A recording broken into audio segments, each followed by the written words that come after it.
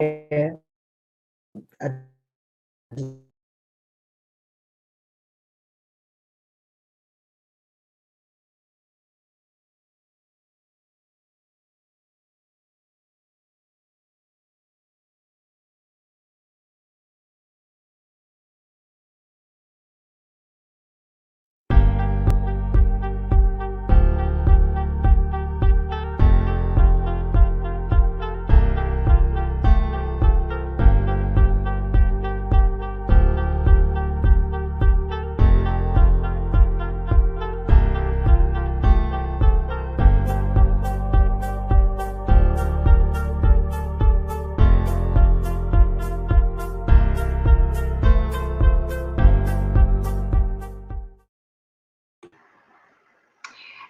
everyone. Good morning. How is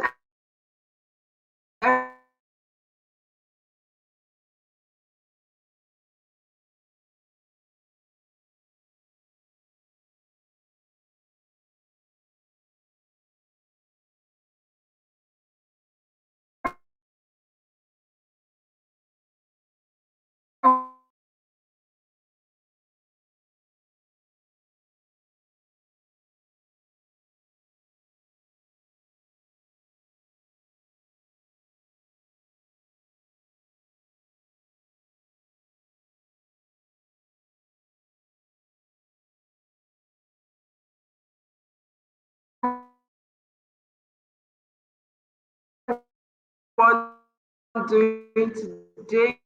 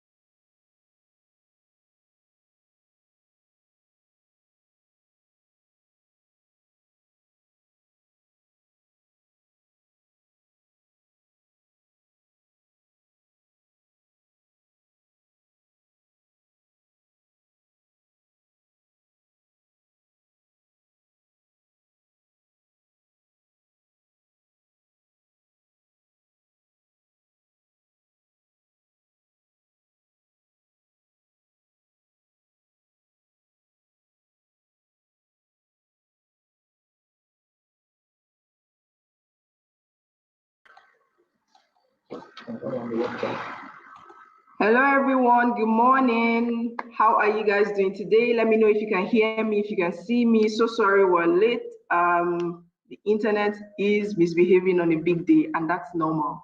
That's really, really normal. We're used to that. So guys, if you can hear me, if you can see me, please drop something in the chat. Let me know you can hear me. Let me know you can see me. Good morning, all the way from Rwanda. I'm here in Rwanda. I came here for a conference and I'm streaming live. That's the power of digital. So if you can hear me, if you can see me, please let me know in the chat. And I would just kick off. So kindly drop a comment. Let me know if you can hear me, if you can see me. Good morning, Ogbonna, good morning. Yes, I see your comments. Tony, good morning. Me. Sorry if I get your name wrongly. Yes, I can hear you and see you. Perfect. Good morning, everyone. Good afternoon, good evening, depending on the time you're watching this, depending on the time you're seeing this. My name is Emanuela Imo. I am the founder and CEO of Ella Communications, and I am so happy and glad that you all have been waiting for so long and you're here today with me and every other speaker that we have. It's an amazing opportunity that you're having today because there are speakers from all over the different walks of life. The speakers have amazing profiles. The speakers are pumped and ready to share with you, connect with you, and teach you how you can leverage on marketing for your social impact organization or your nonprofit organization. I am so excited. I'm not going to talk so much. I'm not going to waste so much time because we have already taken 15 minutes of your time and I like to be on time. So without further ado, I'm going to move on to our first speaker, who is Miracle Ewim. And Miracle Ewim is going to be coming up to teach us how exactly you can build your digital footprint. So as a nonprofit organization, as a social impact organization, you need to build digital footprints. Footprints that when people go back to search, when people go back to look up your organization, there is something online, digital, that we can fall back to. You know, we're in digital world. This is 2022. So I welcome Miracle Ewim as she goes on to educate us today.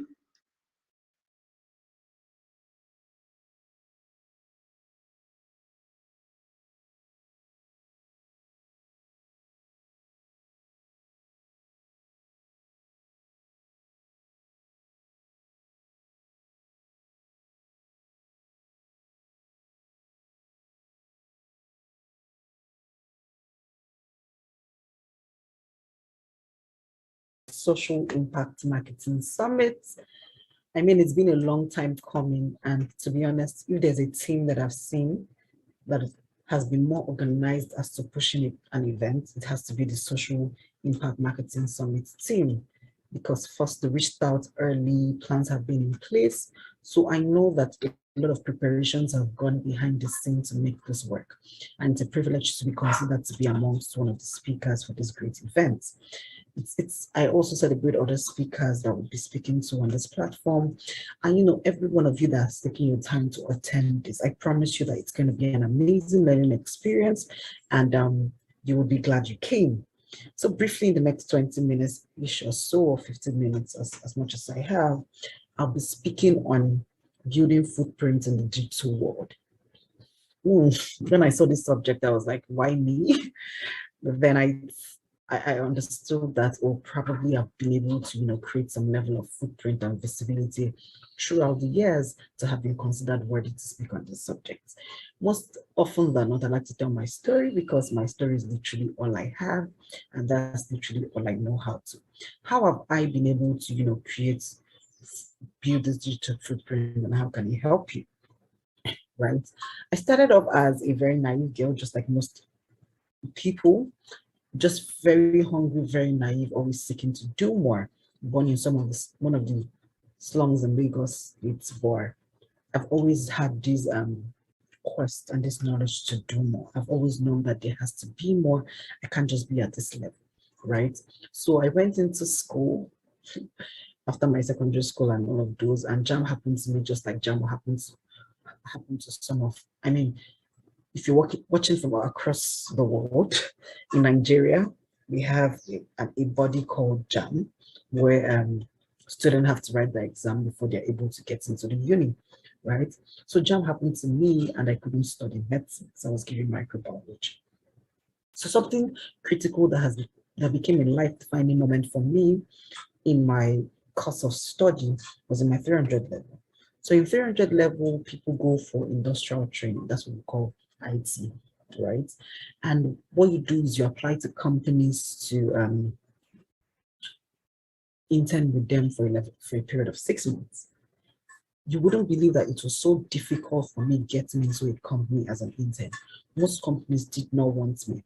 I love food processing. In fact, Dora Queen used to be my hero when I was growing up, and I wanted to major in food microbiology. However, just like most people that may be familiar with the story or are experiencing the story, they didn't want me, right? So it was very, very heartbreaking and very, very, very sad. I tried hospitals. Hospitals clearly said that, oh, they wanted med lab scientists. So it became a very, very defining moment. And I said to myself, I'm just on 300 level and I'm struggling to get a place to work, right? How do I create a future for myself when employment is a problem? Good. So how did that how did that push me? I then I became to a realization that the only thing that I have is my voice. The only thing that I have is my personality. The only thing that would distinguish me from the 7 billion or how many billions of people on the earth is that there is only one me. And how would you know, or how would I make people understand my person if I do not showcase myself? I mean, I actively started writing. Then Facebook used to be the primary platform for socials. I used to write a lot on Facebook. I used to share my thoughts. I mean, a couple of people here may have known me from Facebook, although I've slowed down from that platform for now. But I used to write a lot, God. I spoke about, my challenges. I shared about my day-to-day. And again, I would explain this when I come to the steps. But then it made me an avid reader. I read a lot. I used to read a lot because for you to share, for you to give, you cannot give what you do not have. So because I began to read a lot, because I began to research a lot, and now I had a lot of content that was worthy of sharing, right? So pardon whatever background you're hearing, if you're in Nigeria, I mean, things will happen. My neighbor will not let me be great, but let's move on. What was I saying? So I used to be an avid writer. I used to write, I used to document my process, I used to document my thoughts. I used to document a lot. And I discovered that I began to garner a lot of visibility. A lot of people began to know who am I, right? I joined platforms.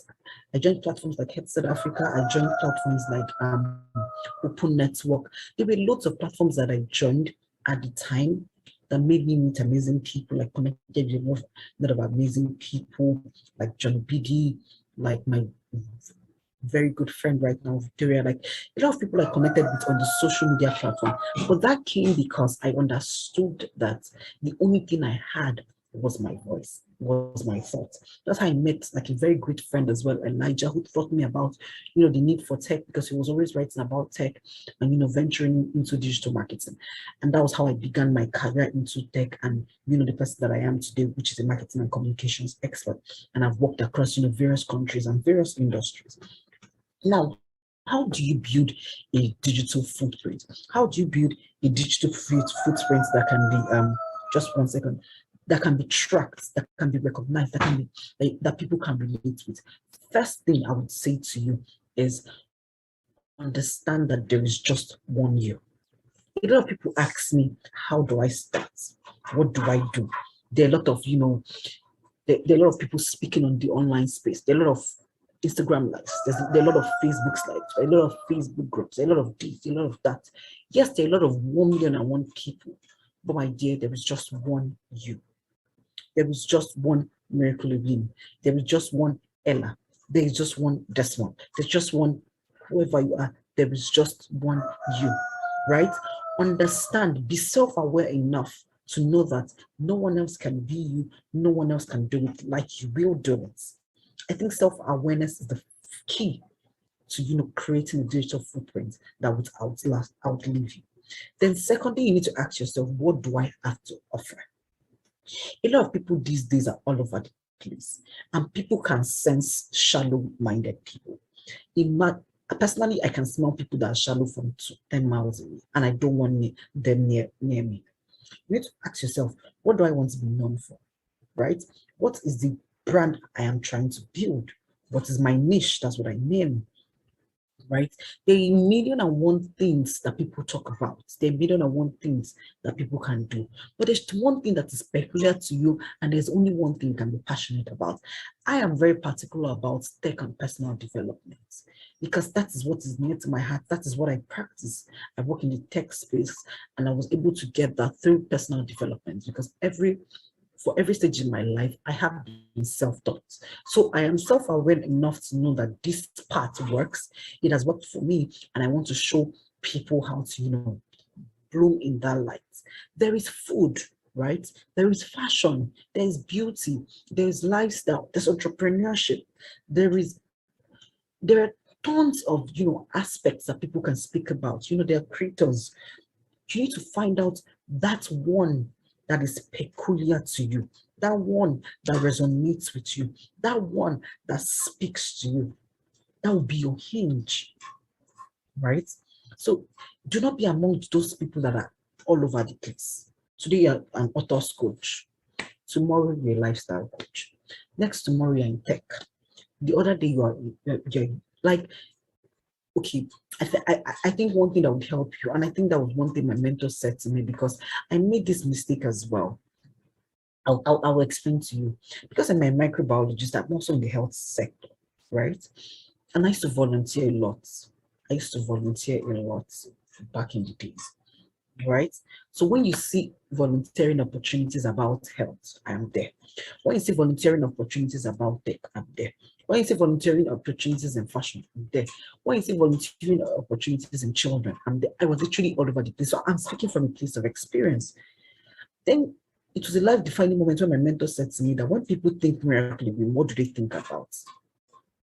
And to be honest, I could not pick one thing that people would connect me to, because I was everywhere at the time. I was creating this group, I was writing this, I was doing this. So I was all over the place. So it had to become a moment of self-realization for me that, oh, what do I want people to remember when they hear miracle in me? So you need to ask yourself that question. What do I want people to remember me for? What do I want to be known for? Who do I want people to see me as? Right? This will help you cut out a lot of distractions and a lot of things that are not important to you. Niching cannot be overemphasized. Choosing and focusing on a niche will help you go far, right? So having identified the niche, the next thing to do is to ask yourself, okay, I'm here now. This is what I'm trying to do for myself. I always tell people, you cannot give what you do not have. What do I need to do? What do I need to know? What communities do I need to join that would make me an expert in this field that I have chosen? What organizations do I need to be part of? What professional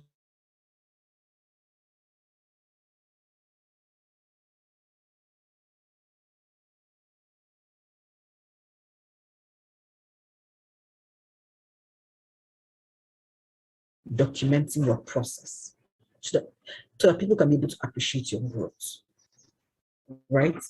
So you need to be able to niche down. You need to be able to know, okay, which courses do I need to take? And we're in an era where you can research on literally anything. So for example, you want to be an expert in, I wish, okay, let me just take one weird thing that people want to do these days. It's not weird, everyone wants to do tech. Maybe you want to be a UI UX designer, right? You need to ask yourself, okay, in UI UX, what are the courses available? What are the professional bodies available? What are the skills that are required for me to become a UI UX designer, right? You go and learn those skills on Coursera, on Udemy, on HubSpot, on Google. A lot of programs, a lot of, the opportunity there. There are a lot of things that are available out there for people, free courses, even the paid ones that can help you become an expert. And you might say, oh, I do not know. Thank God there's LinkedIn. That brings me to my next step, right? It's to research on the experts. I did this exercise some 4 years back. I listed the people I wanted to be like. And I went on their LinkedIn profile and I sat on it. And I rewind. I began to look at the professional courses they've taken. I began to look at all the organization they've worked at. I was stalking them to know the events they will be at. And I made sure to attend those events and network. Most of them are my friends now. When I attended those events, people attend events to snap pictures. Me, I attend events specifically to network. I have known the people that are going to be at that event. I've done my research. I know them. I've known their profile. I know where they work. So when I go to that event, I exude confidence. I'm a very confident person naturally. So I walk straight to them and I speak to them from a place of, I already know you. Not, oh, I'm speaking from, I already know you. I already know what interests you. So I have like very intellectual conversations with them, ask them questions that they've not answered anyway. And they'll be shocked. And right now, we're like, I call them my bones, my G's. Like we talk, it's very crazy, but I'm telling you the reality. That's what happens. That's the beauty of doing your research and positioning yourself properly. So go on LinkedIn, look at the people that you know are already doing what you envision or what you embody or you want yourself to be, right? And what do we call it? Rewind. Take those steps. People are, these days very, very easy. A lot of people have said, I ran so you can fly. They've done the hard work. So right now, you just need to mirror the experts. And trust me, you would fly. Even what took them 5 years, what took them 10 years, you can crash it. Land it in 1 year. Right? Now, I've taught you about mirroring the experts, correct? What do you now need to do? A very, very important thing to do is now to document your process. Like I said to you earlier, people appreciate growth. People appreciate when they can relate with a child that is growing. For example, there are people that used to take care of you when you were a child. When they see you now, the first thing they'll say, oh my God, you've grown. Oh my God, you're this. They're happy, they're excited because they couldn't believe that, oh, this child that used to be like this is now this person, right? So what does that tell you? Growth is people can see growth and people can appreciate growth. So do not be afraid to document your process. If there's one thing I'm glad I did, is that I documented. Even the times I failed, I talked about it. Even the times I succeeded, I talked about it. Even every event I attended, I talked about it. As I was networking, I was talking about it. So if I go back on my Facebook feed now, I smile because I look at what I've done in the past. And I'm just like, oh my God, I've really come a long way. And people can see with me that, oh, I've come a long way. There were times where Ella could not even invite me to speak at an event because I was literally nobody.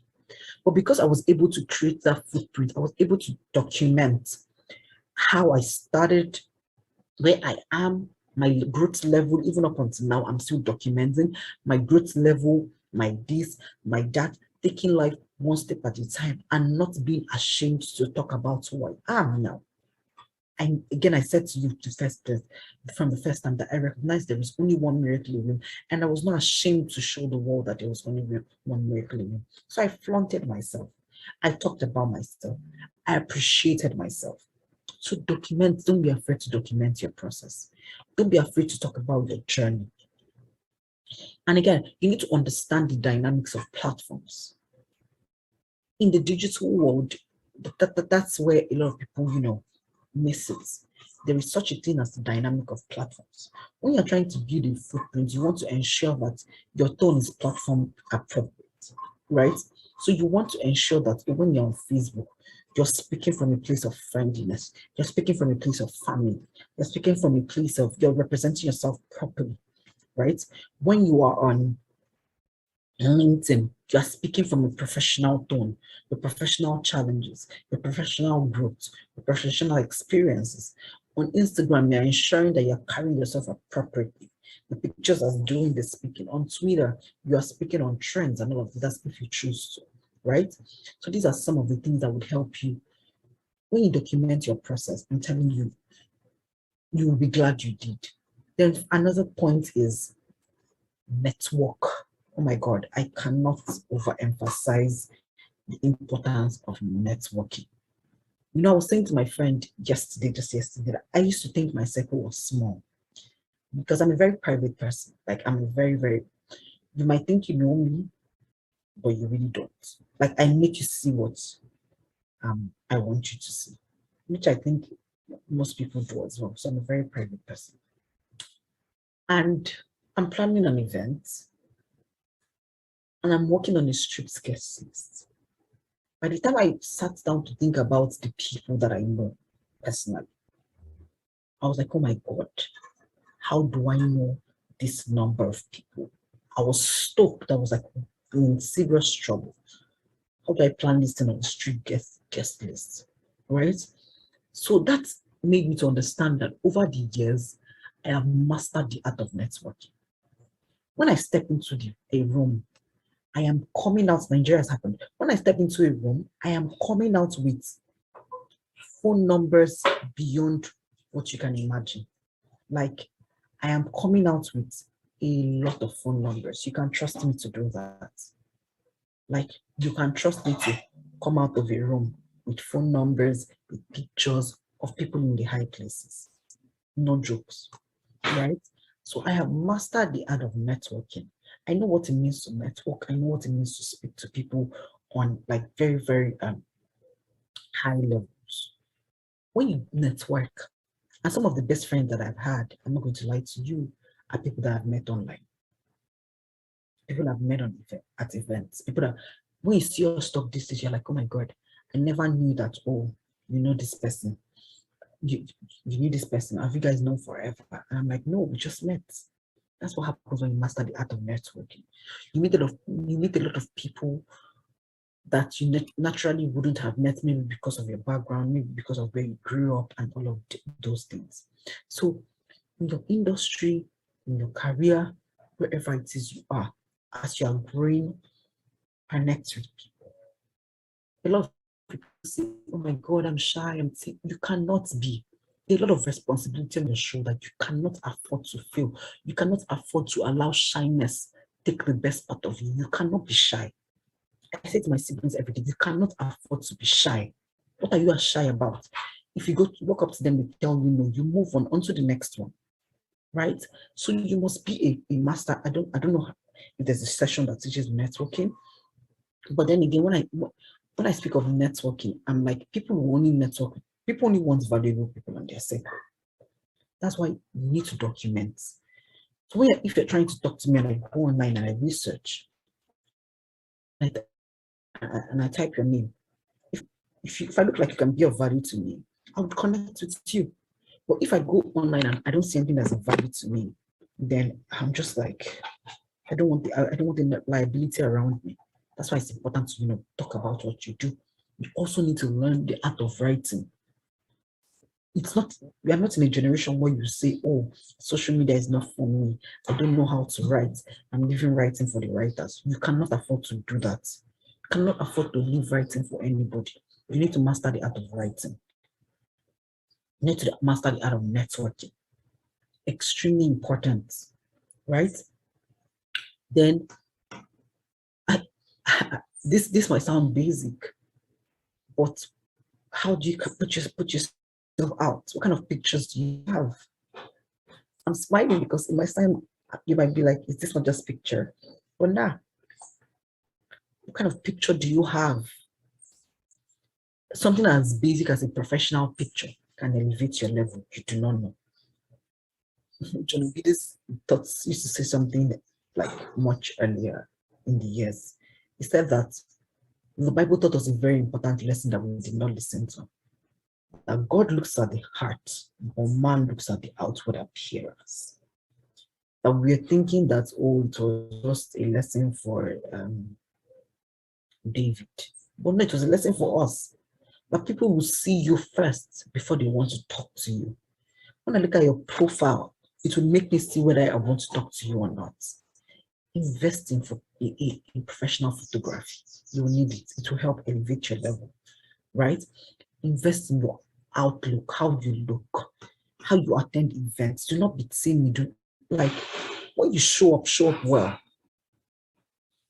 And this thing is not things that you do via breaking the bank.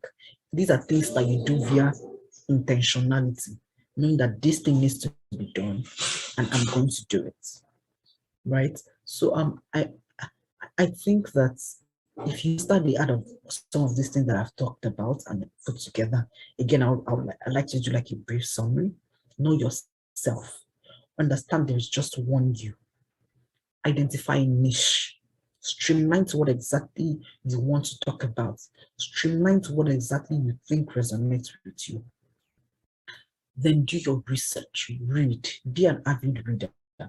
And again, people make a mistake these days. They read to teach. No, do not be that among those people that are reading to just teach or go out there. Read to understand, read to become a better person.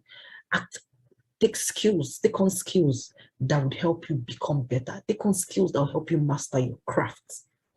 Then before apply your craft, I think I missed that. Apply your craft. Now, this digital footprint documentation speaks to both you as a person and your business. For example, if you're trying to build a career in social media management, after learning it on via all these courses, next thing to do is to apply the crafts. Create a dummy social media page for your business. I'll give you an example. I went to speak at an event, and one of my friends said to me that my friends was like, I'm looking for a social media manager for my business. That he needs an intern for a social media manager. I said to him, no problem. Now I've been invited to speak at an event, and I'm teaching digital marketing. I'll try to teach social media management. After that, I'll carry on like a mini interview because they said it was an urgent role that needed to be fixed.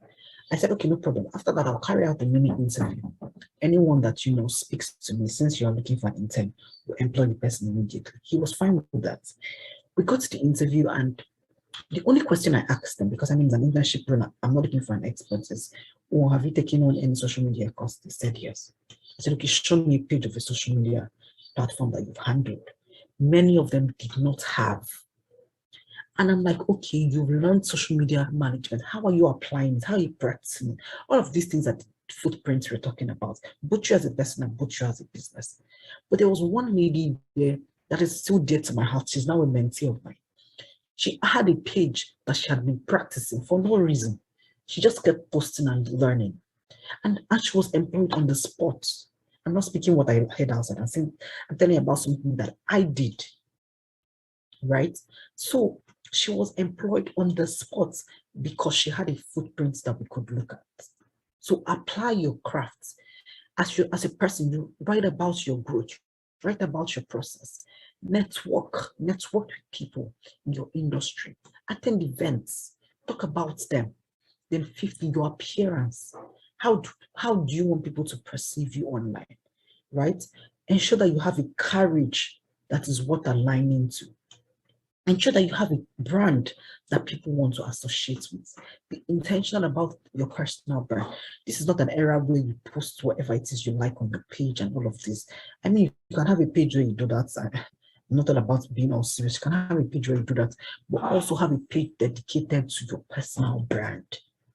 And as much as possible, try to be on brand.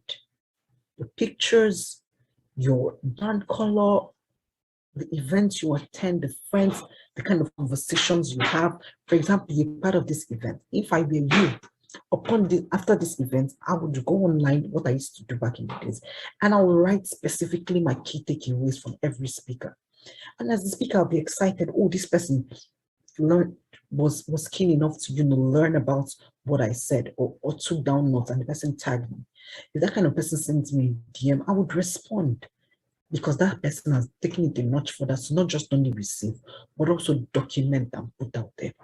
I believe if you do these things very, very judiciously, you'll be able to create a digital footprint that people would want to recognize, people would want to share, and people would want to connect with.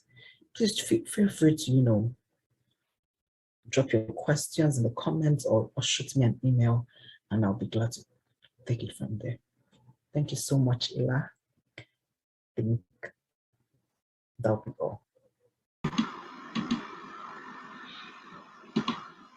Thank you so much. Thank you so much, Miracle. This was fire bombs. Fire bombs just dropping. And I see your comments. Let me know if you enjoyed this session. If you have any questions, please feel free to drop them in the chat, or you can send Miracle an email like she said. I see your comments. Okochuku Solomon says, build a brand that people would love to be associated with. You got that right. Build a brand that people would love to be associated with. He also says, document your growth process. That is extremely important. You need to be able to document your growth process, because that is where people are going to see your journey. And seeing your journey is very, very important. Mary says, you cannot afford to let shyness take the best of you. Like, when you do things afraid, you just take that move. Just take that move. Don't wait till everything is perfect. If I tell you the story of how we started the Social Impact Marketing Summit and what is even going on right now in the background, you're going to be laughing. Don't wait till everything is perfect. Just go for it. Just go for it. You cannot afford to let shyness take the best of you. Mary also says, do not be afraid to document your process. Do not be afraid to document your process. Okay, so thank you, everyone. Thank you so much for your comments. Thank you so much for your comments. We're going to be having our next session right about now. Hello, hello, hello. Welcome, everyone. Welcome. If you can hear me, please, I'd like for you to indicate. If you can hear me, I would like for you to indicate.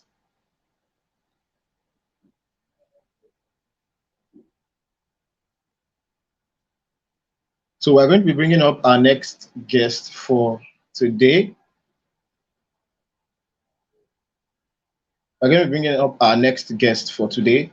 Our next guest is David Larry Mensah.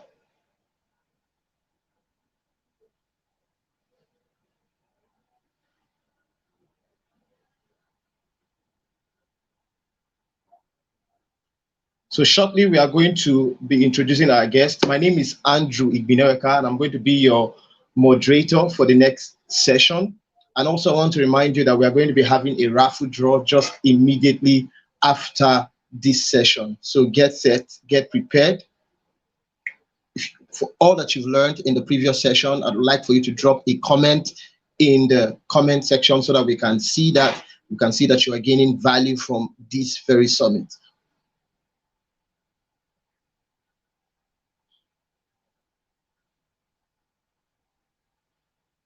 Yes, yes, yes. I can see the energy. I can see the energy.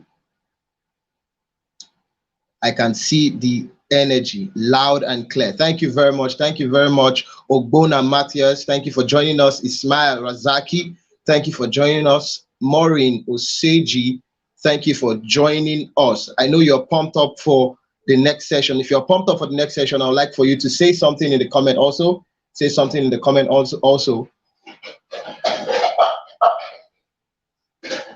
If you're pumped up about the next section, I would like for you to say something.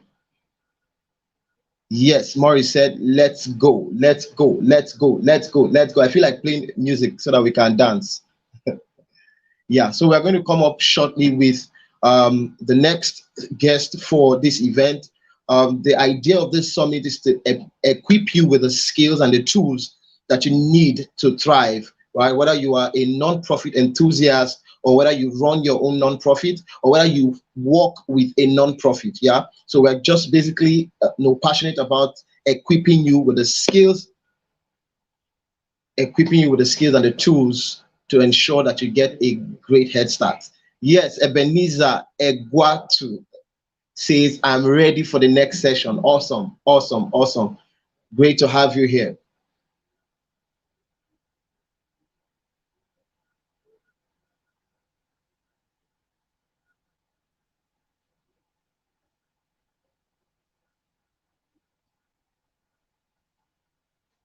David Larry Mensah, popularly known as DLM, is a seasoned startup builder who currently leads a fast-rising venture studio. He has worked with over 250 SMEs and 15 tech startups across the world, where he helped build their ideation and spin out strategies and raised over $10 million for their scale-up. David Larry Mensah, DLM, is a multiple award winner and was recently named one of the 2020 top CEOs in Nigeria by Top 10 magazines and a 2022 academic visitor at James Carey Society in cooperation with African Studies Center, Oxford University. VLM's outstanding work have been featured on Harvard Business School blog, African Leadership Magazine, Wikipedia, Nigeria Investment Promotion Council, etc. VLM's degree and certificate-based education span across Lagos State Polytechnic,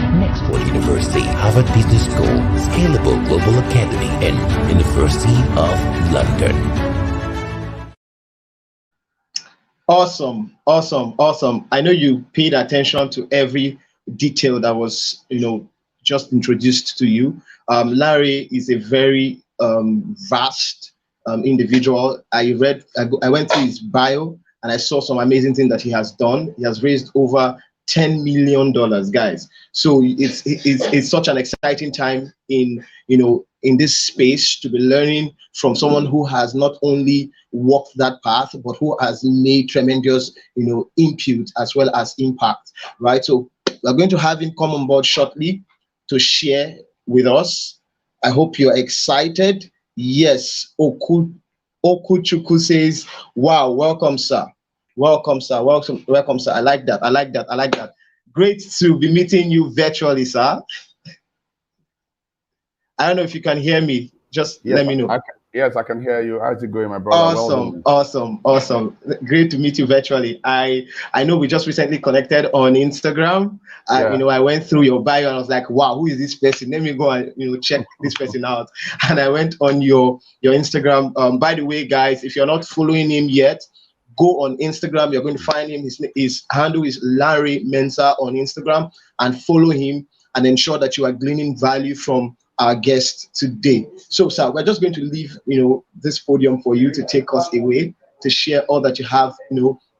I also play a bit in the social enterprise space, and I know how, difficult it is, especially with assessing funds and a lot of things. And I'm looking forward to learning, to gleaning, wisdom, and also to gaining the right perspective as regards, non-profit work and everything. Thank you very much for agreeing to do this today. Over to you, sir. Thank you very much. Can I share my screen? Yeah, sure, you can. Let me see. Slides. Let me see. No, not this one. Okay, for my computer. 1 minute, please.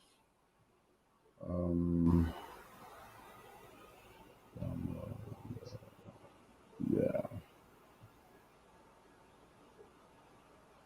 Okay.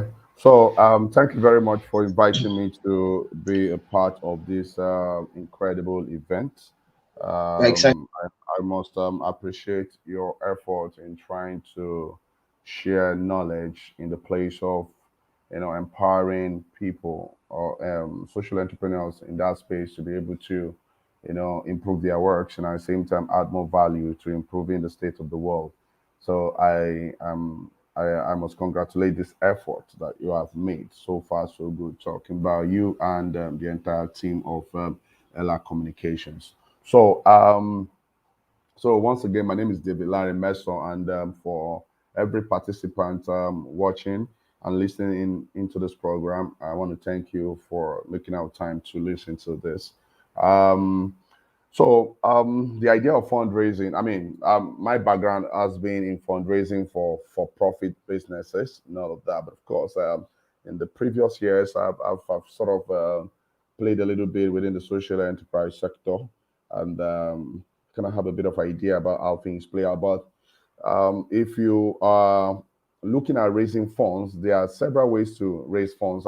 In my own opinion, I've been able to also look at it from two perspectives. That sometimes you might have to adopt strategies within the for-profit sector, particularly when it comes to commercializing a few things around your not-for-profit work. Because oftentimes, I always say that how do you keep your social profit or social impact project, sustainable? And in talking about sustainability, it's important to look at an aspect of your project or what you are doing that you can commercialize, so that can sort of also help you to raise some type of funding that can enable you run the not-for-profit segment of what you are doing. So so I basically will be talking about pitching and fundraising for your digital business. What do you need to do? So what are digital businesses? Digital businesses are businesses that operate a tech-focused business model. Nearly every company that springs up today begins operation with a digital business model. Uber is a digital business, and so are Jumia, Flutterwave, Spotify, Google, and all of that. But in the context of social enterprise, it's important for you to know that the positioning of your social enterprise plays a very important role in securing funding for your organization, which means that you need to create some type of presence, not just presence, but even an operational presence, so that if you are asking for funds, whether to lead on your sustainable segment of what you are doing, or for the non-profit side of what you're trying to do, those you are asking these funds for can make what I call blind inquiries about you. I will be able to find that information without having to come to you. What that does for you is that it kind of validates your existence, it validates your credibility within that space, and which is very important because you are not people want to invest in people that don't have to be present to answer questions all the time. People want to be able to trust you without having to come to you. They want to be able to find things online about you, or even from people that they are going to ask questions and all of that. They will say, oh yeah, we know them and all of that. We've done a couple of stuff, check their website, see their operational structures and all of that. That will kind of enable you to, gain the confidence of those who will, make that commitment into whatever it is that you're trying to do. So, one, why should you go digital with what you are doing with your project? Technology has become an integral part of our life, and it has become a part of everything that we do. So, for whatever it is that you are doing today, you must understand that technology plays a fundamental role. And why am I talking about digital first? I'm talking about digital first because for you to be able to attract funding, there are a few things that you need to put in place. So those things that you need to put in place are now things I need to discuss with you, so that when you put those things in place, you will be able to attract the right kind of investors or social impact investors that can put the funding in your project to sort of move on. And we must be very, very, we must take cognizance of the fact that whether you are for profit or not for profit, when investors give you money, they expect some form of return. That return might be some form of profit, or what I call return on investment, or social impact, or data, sort of. So if, for example, USAID is giving you funding for your project, they will expect that you provide them data, you provide them statistics of what you are trying to do, because they need that data to be able to process global information. And that is why they are now investing in you at a local level, so that it's easier for you to, it's easier for them to have access to that data through your organization, which means that that is their own return, even though it is not financial, but it kind of contributes to their own expectations and bottom line, as it stands. I'll be very open to questions. If you ask me questions in between, I'll be glad, to answer those questions. So with the internet bringing people from around the world together, digital businesses are exposed to millions and possibly billions of potential customers. You are no longer restricted to a certain geographical area. By automating manual processing, you get to save time and businesses time, and you have to note that time is money with whatever it is that you're trying to, do. So what technology also does for you, why it is important for you to take whatever it is that you are doing, go digital with it, is because it also helps you to lower operational, costs.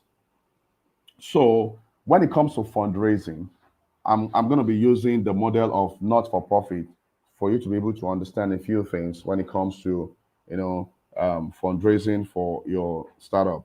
So when should you actually fundraise? You should fundraise when you have an operational structure. In the business sector, it's called a viable business model.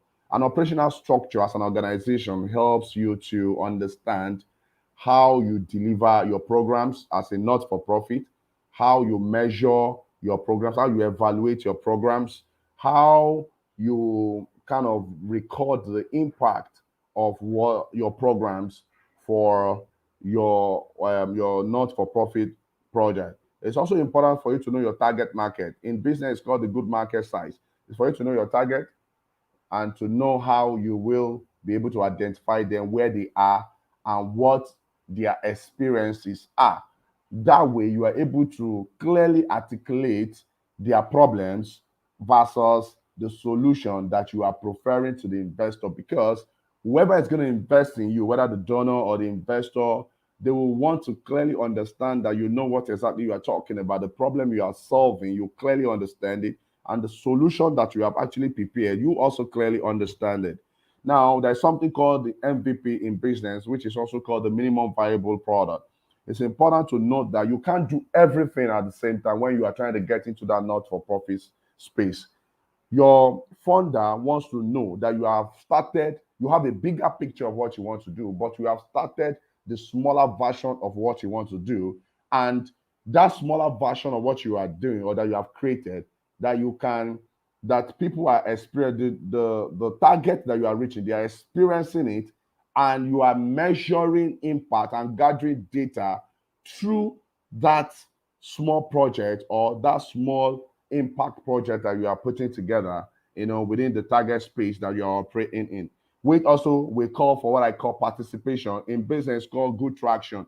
So once you have steady participation by this target, it sort of clearly also help you to know that, see, there is interest in what we are doing, and as such, we can scale it or even take it from one area to the other. And that way you can tell your funder that, see, we are doing this, for example, in Makoko. We want to be able to take it to Ibutimeta. We want to take it to Ajegule. Ajegule want to take it to Ojo. Want to take it to Ajangbadi and all of that. That way they're able to clearly understand that you are scaling the impact of your project because you have now understood those that you are reaching.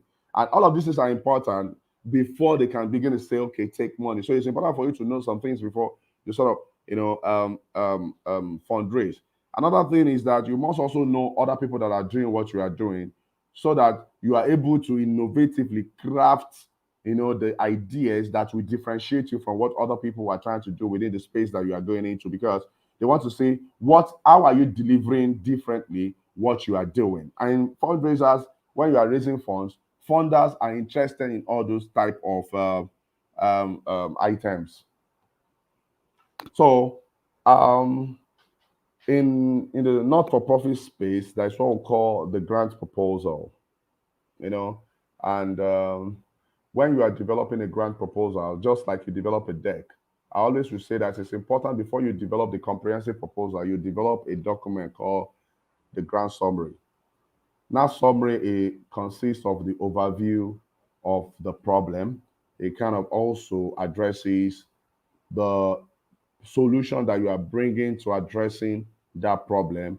It also helps you to identify clearly the target that you are reaching and why what you are solving, the problem you are solving for them, is very critical or very important to the funding that you are asking for. It's also important for you to also give an overview of the area that you are doing that project, and you need to also clearly state the figures that will play a role. So let's take it from the context of a pitch, for example.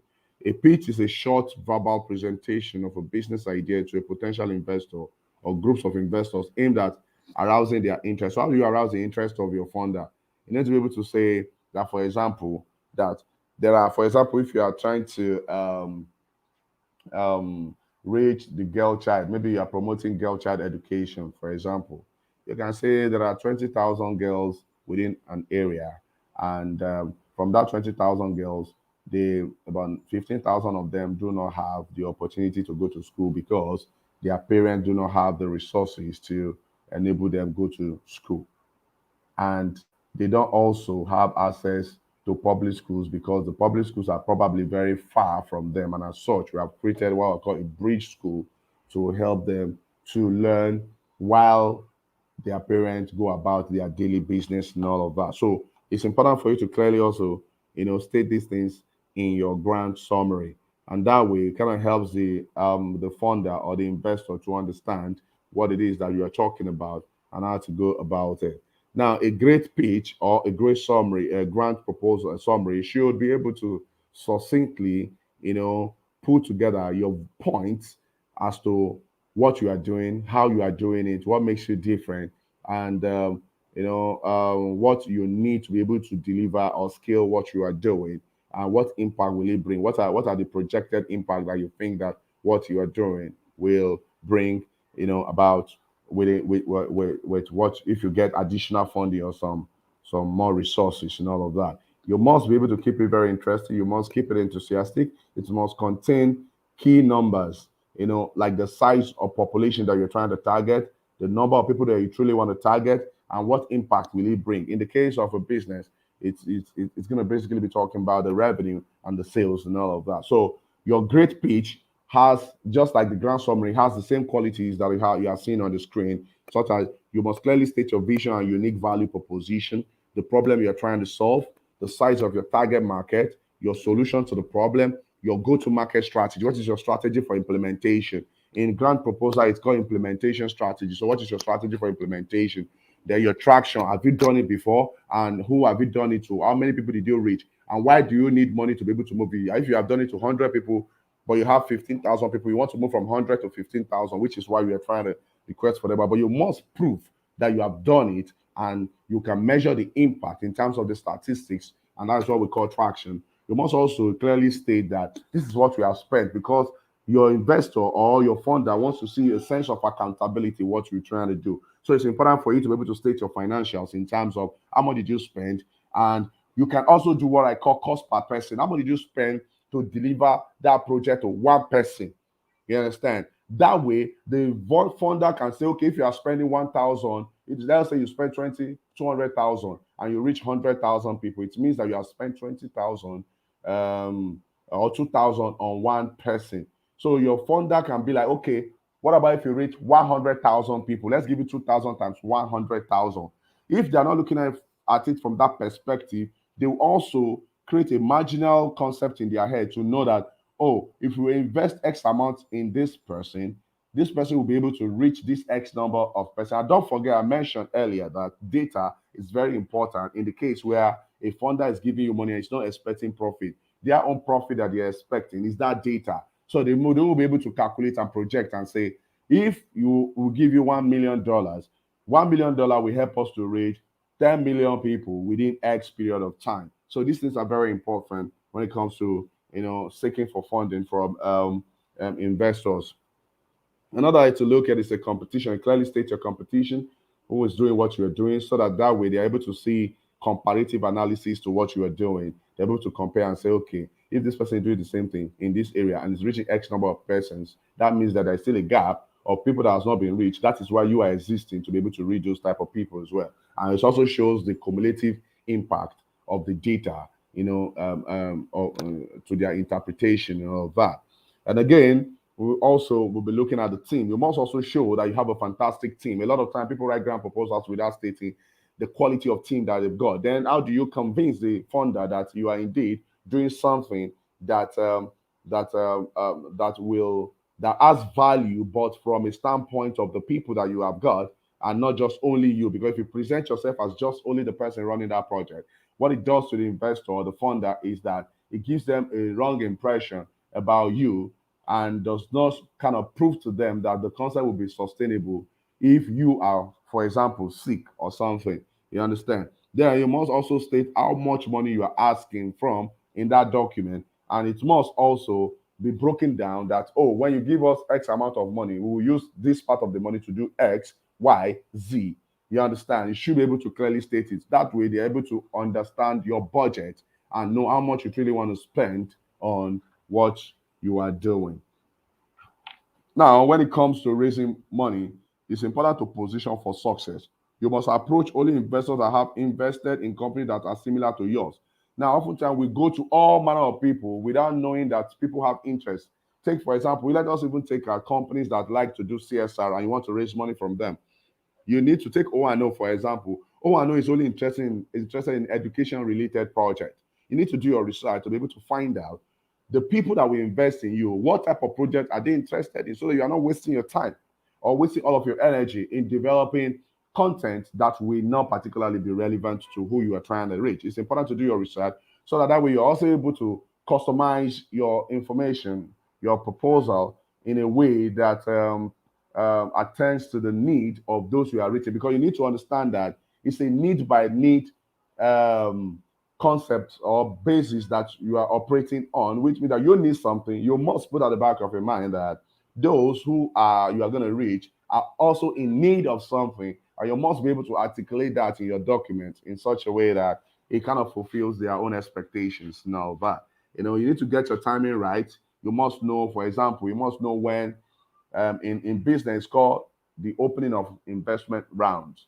Investors open rounds at a particular time. You must know when rounds open. The same thing, you must know when organizations that call for proposals, you must know when they call for proposals. You must know when they expect that they will be able to treat proposals, so that you don't just go to submit the right document at the wrong time.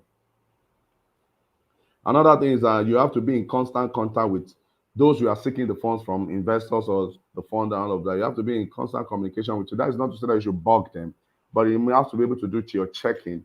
It kind of also just shows to them that, yeah, you are very actively involved. Now, for example, if you are checking in on them, don't check on them asking, oh, what have you, or are you going to fund us or not? Give them like updates of what you have done between the period you submitted the proposal and the period that you are trying to reach them. That say, oh, I'm just following up, but in the last 2 weeks, we've been able to reach an extra 25 people. In our proposal, we stated that we reached only 40 people, or we reached 100 people, but we have reached extra 25 people in the last 2 weeks, and now we have reached 125. We are hoping that when we get the fund, we're able to scale from 125 to 2,500. So these things also kind of help them to validate or help them to consolidate upon the fact that you are actively involved in what you are doing and you are making impact, despite the fact that they have not responded to you.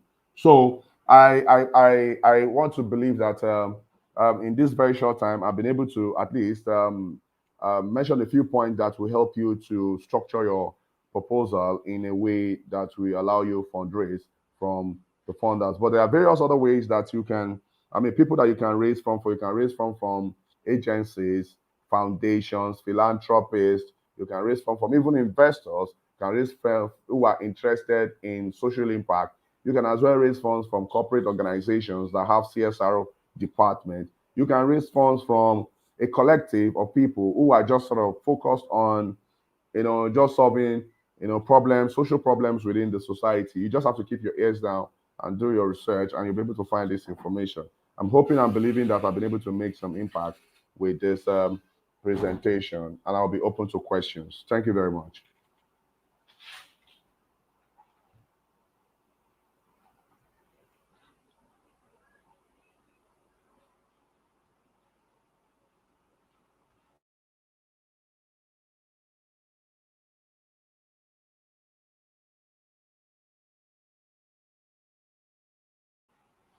I can't hear you from here, though. Okay, can you hear me now, sir? Yes, I can hear you. Awesome. I said thank you very much for the amazing value that you have just delivered here today. So much in so short a time. We are really excited to have you once again.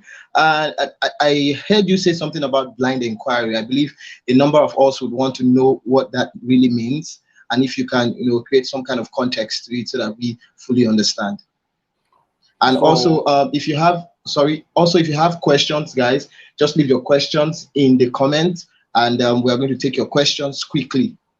Okay, sir, over to you, sir. Thank you very much. So talking about blind inquiry, a lot of times when you prepare proposals, you must understand that people will check up on you. And if you are not positioned properly, like for example, put your social media handles in place and let it be active. Take, for example, you open a social media handle and the last time you posted was in January. For the investor who is trying to check up on you, will see that you are not active and you are not focused on the goal of what you say you are representing. That is blind inquiry. But you won't be there when they'll be doing those inquiry about you. And as such, it's important to be actively involved. Recently, my company won a billboard advert opportunity. And from the letter that they sent, they stated that we are giving you this because we checked your operational structure and checked your social media handle. We see that you are extremely very active. You do like 4 posts a day and all of that. For them, these are things that they will use to measure you. And these things are done based on blind inquiry.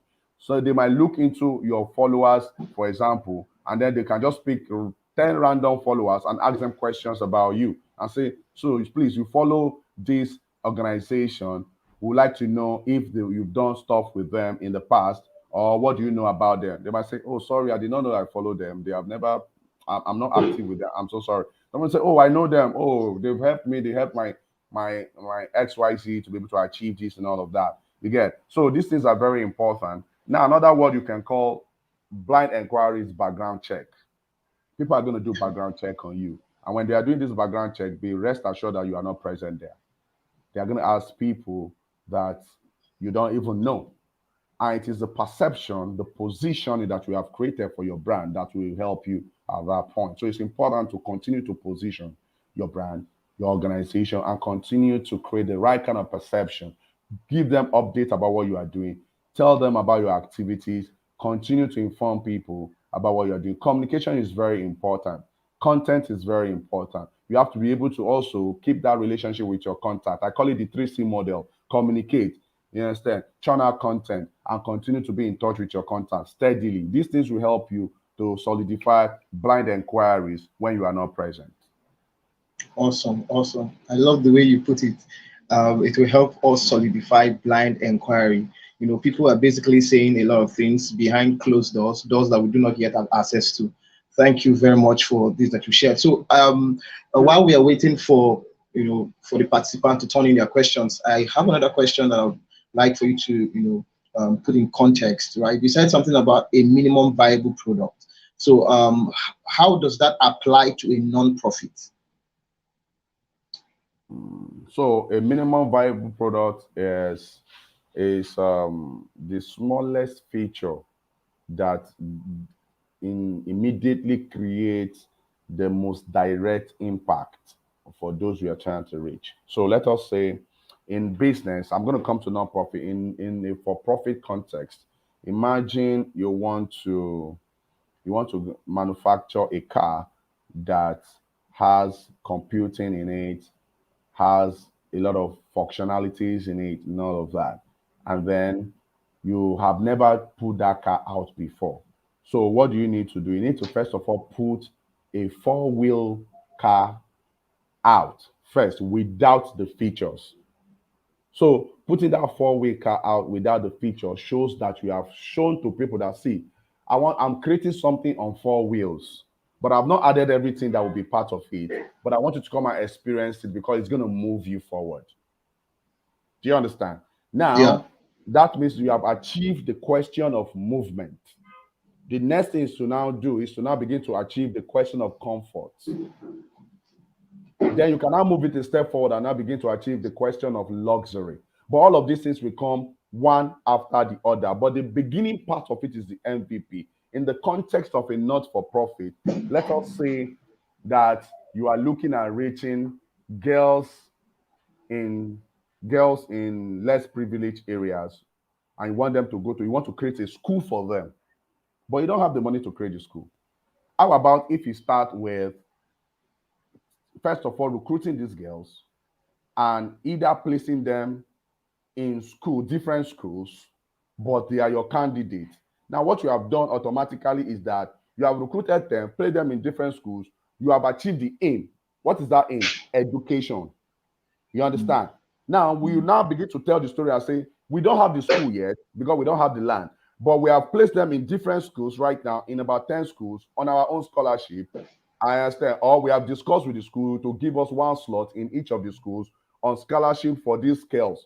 Now we have achieved the aim of giving them education. But the goal for us is that we want to create our own school where we have libraries, sophisticated library. We want to have teachers that can teach Montessori. We want to have teachers that can do practical dramas with them so that they are not only going to school, getting education, but they're also getting schools. That's your big picture. But your MVP is to first of all give them that education before you now have all of the add-ons. You understand? So when you now write your proposal, they will now say, oh, that's what you want to achieve. So you want to educate them and also teach them what we call skills, so that they are not just only educated in school, but they also have skills that they can leverage on to be able to create income for themselves when they are out of school. Wow, fantastic. Take the money and now go and do the school. What you have done, you have scaled from that point with that money that they have given to you. That idea is called, the beginning part of that idea is called the MVP, your minimum viable product. Awesome. Thank you very much. It's quite clear already. Just while you were speaking, Maureen Oseji, turned in a question. She was like, sir, in a situation where your foundation has built structure, however, with the little resources we have, we are only able to reach a few beneficiaries. And I think you just answered in what you just shared. I think you just answered it when you said they should use the resources, the limited resources that you have, use it to do what you can do, right? While you are aiming at the big picture, right? Thank you very much. Thank you very much. I don't know if there's any other thing that you'd like to say. Someone out there who wants to start, they have this idea, they want to launch out, a young person, young African who wants to start their non-profit. What would you say we should focus from your own perspective? What would you say should be the first step to take? So I always will say something that do not start what you are not passionate about. If you want to solve a problem, make sure that you are passionate, because we are definitely going to go through challenges. You are going to go through very hard times trying to even raise money. But if what you are pursuing, your dream is born out of a deep passion, you want to continue to solve that problem, because passion is what's going to keep you consistent. You understand? The eureka moment is what will help you solve the problem. You get? But the passion is what will keep you within the structures of solving that problem. So it's important for you to be very passionate. But another thing you must be thinking about is that when we say not for profit, you must understand that you should not totally think that because you are not for profit, there are no elements around that you can commercialize to generate money. The idea of not for profit is that you are taking money from somewhere to solve a social problem, but you are not reporting profit for it. You understand? So that means that you can make money from something that you are doing to solve problem in a social context, but it's just that you are not reporting profit for it. Do you understand what I'm saying? So, for example, Yes. if you are solving a problem, or you are doing a social impact problem, write books, sell those books. In the world of digital today, create content, interesting content, put them on YouTube. Those YouTube will create money will generate money for you, which you can use to continue to improve your work in the social, not-for-profit sector. So have something that will keep you sustainable, and this will help you to continue to leverage more on growing your idea and all of that. Awesome. Thank you very much. Thank you very much, sir, for all that you've shared. We are really excited to have you here. It's really lovely to finally hear you. I'm going to keep in touch with you on social media, and we are really excited.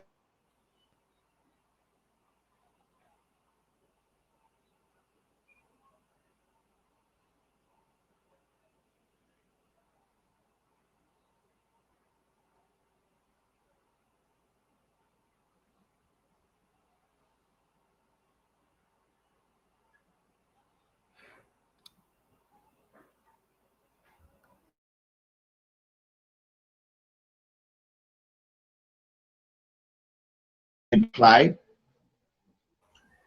Thank you very much for joining us to this point.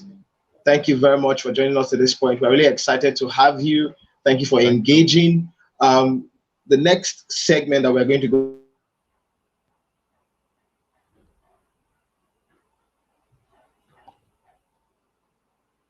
some group of persons are going to go with a million bucks. But then some of us are going to be going home with packages, or we're going to be experiencing some of the freebies that we promised that we're going to be giving out today. So stay in touch, stay tuned as I come back with the update for you.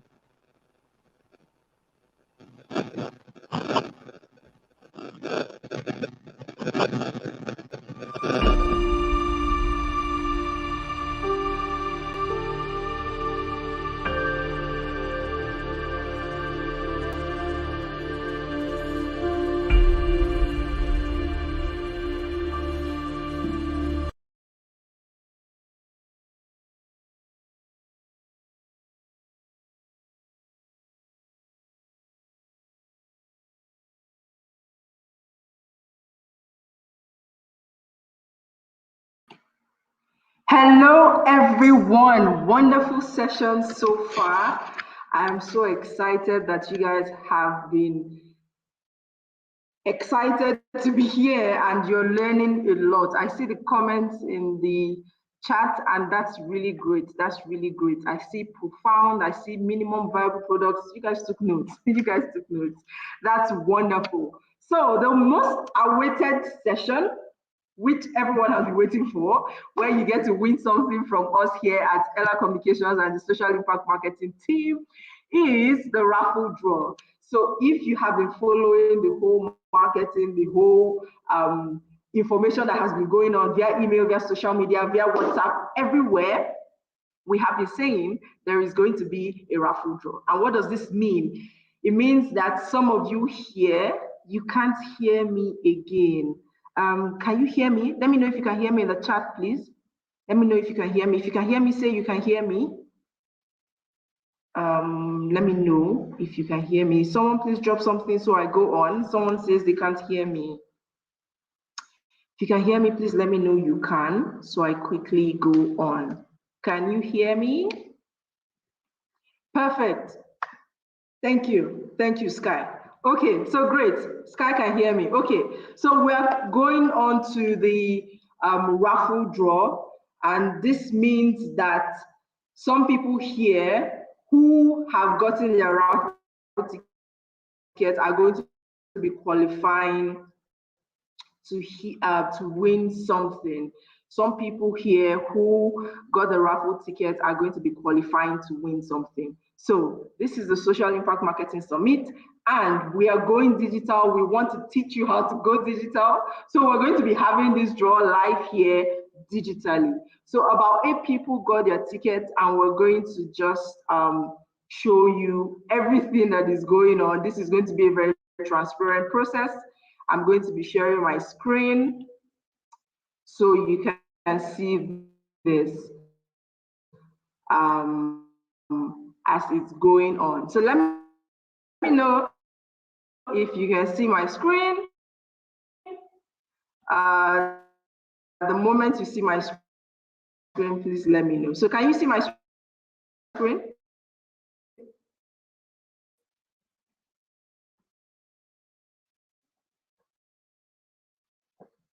Can you see my screen? Drop something in the chat, please. Let me know you can see my screen so that we'll start this raffle draw immediately. Someone please drop something.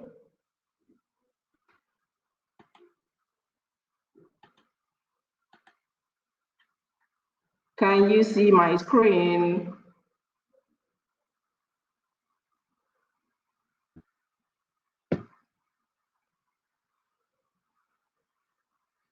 Guys, are you still here? Can you see my screen? Yes, we can. Perfect. So we have 7 people here who have gotten the ticket, and you can see their names right here. So the first prize that we're going to be drawing for is the ebook by Ifa. That book that talks about how exactly you can respond online.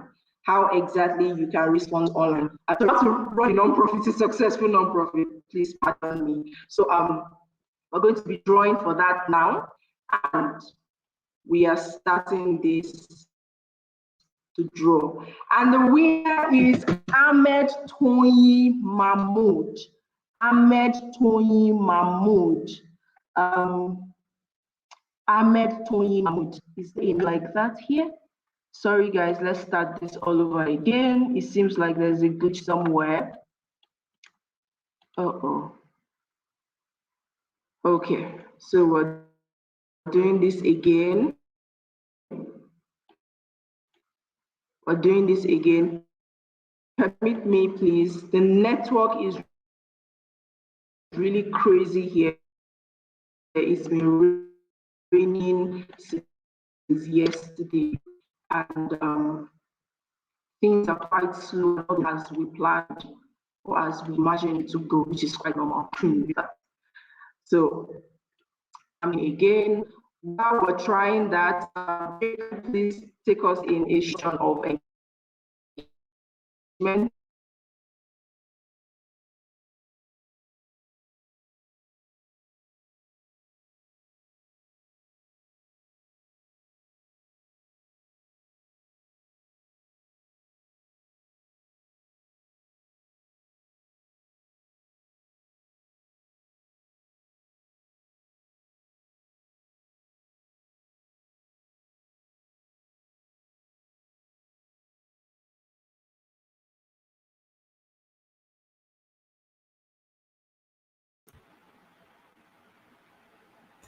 Okay, can you hear me? Can you see me?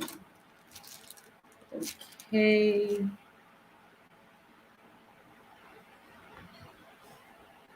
We're so sorry about that. I guess it's raining in Rwanda, so the network has been giving us a lot of glitches. So sorry about that, but I'm definitely sure that she's going to be back soon, so that we continue the raffle and then we move on to introducing our next speaker. Hello, everyone. Hi, Martha.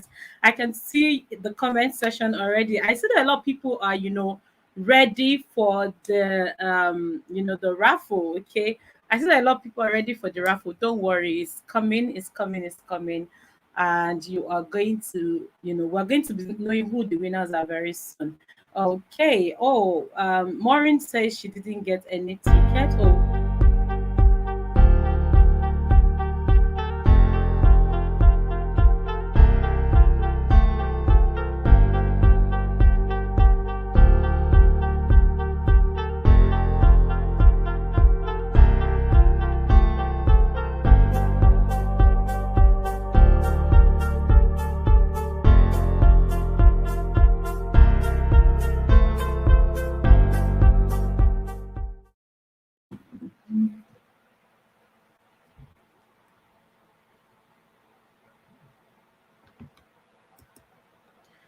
okay, okay. So Maureen says she didn't get any ticket. So we apologize. I don't know. At this point, I'm not sure you can still get tickets, but then we have passed that stage already. Okay. So we're just going to do a little activity while we wait for Ella to join us again, and then we finish up with the raffle. So I understand that majority of people here are social entrepreneurs, people that have NGO, people that have an organization they're working for or working with. Okay, and I think it's very important that when we have events like this, we use that opportunity to network and meet each other. So I think this is a time where you want to use the comment section, to introduce yourself. Tell us about your brand. Tell us what you do. Tell us what you represent. You never can tell. Somebody somewhere may read it and then you might be on to a very, very big collaboration. Okay. So I don't want you to, okay, somebody said I can only see the background. Solomon, please, can you see me now? Please, can you see me? Can you hear me? Am I sure that people can see me? People can hear me, please. I want to be sure that every one of us are on the same page because I can see myself. Okay, so Elizabeth says absolutely. So I guess she's responding to what I said earlier. So let me assume that people can see me or that people can hear me. So back to what I was saying. When we have Great. When we have, events like this, it's a very good opportunity for us to meet each other, for us to network, and for us to introduce ourselves and what we do. So if it's not too much of a request, I think it's the time where you want to go ahead and blow your own trumpet. You know what I'm saying? If you don't, who will?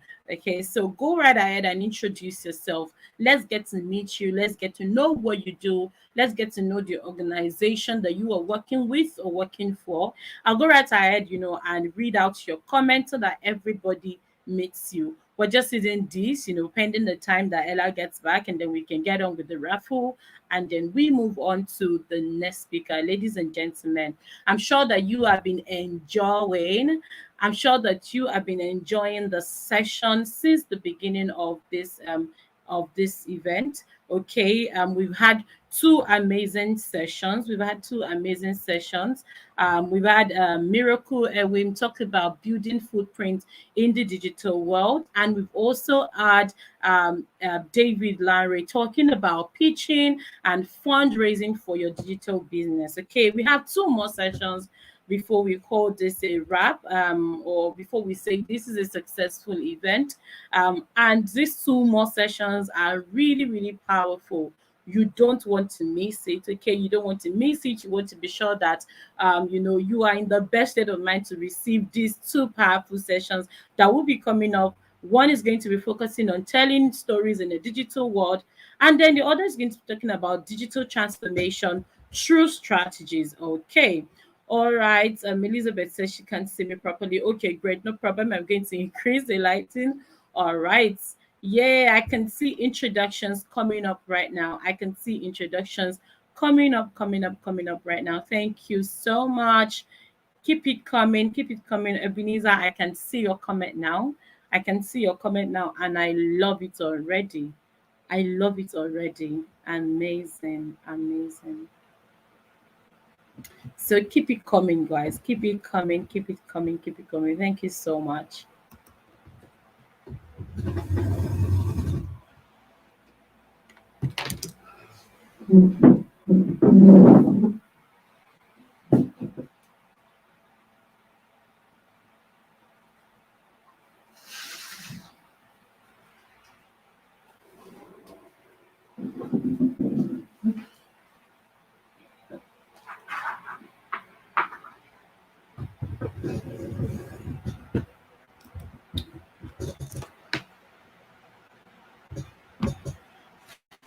Okay, Ebenezer, it's great to meet you.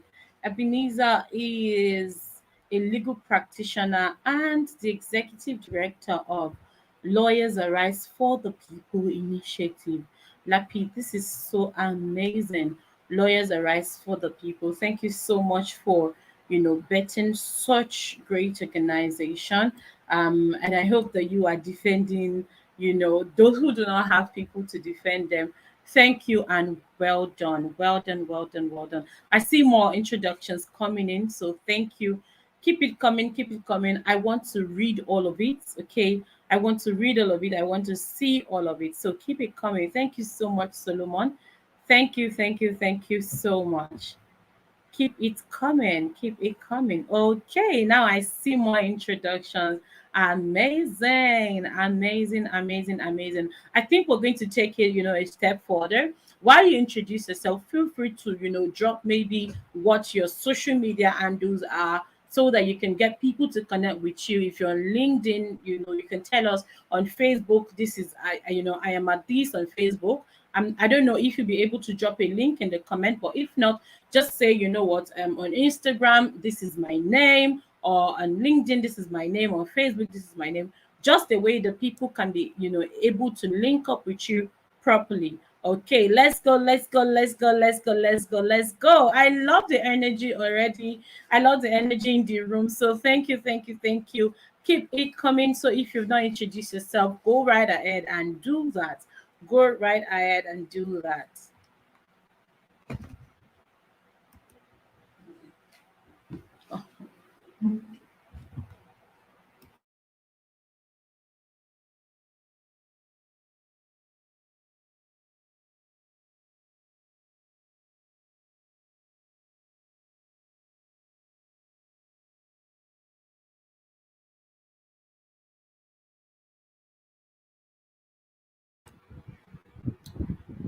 Okay, so I go right ahead and continue my introductions. Um, it's such an honor also to meet Nelson. Nelson, thank you so much for coming. Nelson is the executive director for Teens Revival Network, a faith-based teens organization. Well done, Nelson, with your work, with teenagers. Thank you so much for being a voice in that regard. And ladies and gentlemen, meet Okuchuku Solomon. Solomon is a leadership and clarity coach and is the founder of the Passionate Learners of Amazing. Amazing. Well done, Solomon. Well done, well done, well done with your works. Okay, also in this room, I tell you, we have really great, amazing people in this room. Like it's so fantastic to be able to meet these people. It's so fantastic and amazing to meet all of these people. Honestly, okay, I also have Rasaki Ismail in the room, and he is the CEO of okay, Kadisma Culture and Fashion Institute. I hope I got that right. I hope I got that right. And is an health educator, a passionate teacher, leader, and education influencer. He is also an advocate for SDG 4 and is currently working with TFN. Amazing, Ismail. Amazing, Ismail. Well done. SDG 4 is quality education, if I am right. Well done, well done, well done with your work. Okay, then we also have Obona Matthias. A is a web developer, a social media strategist and manager, and is the team lead at Critic Circle brand and is currently working as a freelancer and is so excited to be here. Ladies and gentlemen, like there are powerful people, there are powerful people in this room. There are powerful people. As much as they're powerful people, I feel like there are people that are not meant to be here because I can see some nasty comments already. So if the admin can help me block this person, okay, it's unavoidable that when you hold virtual event or when you have event like this, there are some mixed multitudes. You know what I'm saying? Goats in the midst of sheep. For your own best interest, please don't click any link. Okay, don't click any link when you are, in virtual spaces like this. Don't just click any link or don't just follow any, command that you do not know anything about. Okay. All right, I go back to introducing my people. Okay, I go back to acknowledging, not just introducing, but also acknowledging the people that are here, the amazing people, the real audience, okay, not the mixed multitude. Okay, so right ahead, I'm going over to Elizabeth Anche. And Elizabeth is a broadcast journalist and the founder, Lizzie Anche Foundation, with focus on women and girls' education, economic empowerment, and health. Amazing, Elizabeth. Well done with your work. Super, super, super, super amazing. Well done, well done, well done. And yeah, I love that you can see me better now. So I had to change the angle, of my device. Okay. Thank you so much for that. All right. Thank you, thank you, thank you, thank you so much. Don't forget, like I said, feel free to say my social media and or follow me at so. This is my name on Facebook. This is my name on Instagram. This is what I am at and on LinkedIn. And I also do all that. A lot of us have, our works and our footprints on our social media pages. Of course, people get to know you and people get to, relate with you more on that level. Okay. So back to Ebenezer, it says that Lapi is a patients' rights and safety advocacy NGO. This is amazing. Amazing. We educate patients on their rights as they access healthcare in hospitals, thereby reducing cases of medical negligence and avoidable deaths. This is phenomenal. Well done, Ebenezer. Well done, Ebenezer. This is phenomenal. Winnie, I see you. Winnie, Winnie, Winnie, I see you. Thank you so much, brother. Thank you so much. If anyone who has been in the volunteering space for quite a while will know Winnie. Okay, Winnie is such a voice, for volunteering, commending volunteers also, and of course recognizing their works and their and their endeavors. So well done, Winnie. We see you, and of course we salute your works. Okay, thank you so much, everyone, for the introductions. I know that we still have more people here that have not introduced themselves. So hopefully, maybe before we end, probably they're going to do well to introduce themselves. I hope they will be able to do that. So right now, I'm just going to, you know, check if, Dr. Ella is back. I'm going to see if Dr. Ella is back. And guess what? Guess what? Some of the things that are going to be won for the raffle is that there's going to be a fundraising act 2022. So you get to attend that. You get to get that fundraising act 2022, an ebook. Okay, you also get pre-proven method of raising funds online. Of course, I know that a lot of us, in the NGO space, social entrepreneurs, one major challenge when you talk to a social entrepreneur or somebody doing not-for-profit work. When you say what challenge are you facing, the first thing, funding. Money is not available. We don't have money. We're applying for grants and we don't even have it. Okay, we're not even getting the grants. Okay, so we understand. And for those who, you know, one person is going to be winning each of these. You get what I'm saying? So you're also going to get fundraising, how to raise funds through marketing. You're going to get that, and you're also going to get secrets to building a successful non-profit. How amazing! How amazing. How amazing. Thank you so much. Okay. Okay, I see that we have more introductions. Yeah, Ella is doing such a super work, with our organization, Ella Communications, rooting for NGOs. Anytime you hear Ella talk, anytime you see Ella talk, Ella is always saying, the NGOs need this, they need this, social entrepreneurs need this. She's so passionate about this field. Okay, we have more people here. We have more people here. Thank you so much for dropping your introduction. And now over to Wanjiku. And Wanjiku is from Kenya. Amazing. Is the founder and CEO of Kipepo Green Heritage. I hope I got that right. Okay, a humanitarian art, and their focus is on tree planting. Really amazing. Majorly fruit trees and women and youth empowerment. Okay, great, great, great, great, great. So feel free to go through the comment section and follow other social workers, follow other NGOs, follow other people, and get to know their work. You get to collaborate with people outside your space, I mean your location and your locality, because now we are even talking about global penetration. You get what I'm trying to say? So it's important that you begin to take these things to heart. When if this was a physical event, for instance, we would have said, oh, okay, take a selfie, exchange phone numbers, and stuff like that.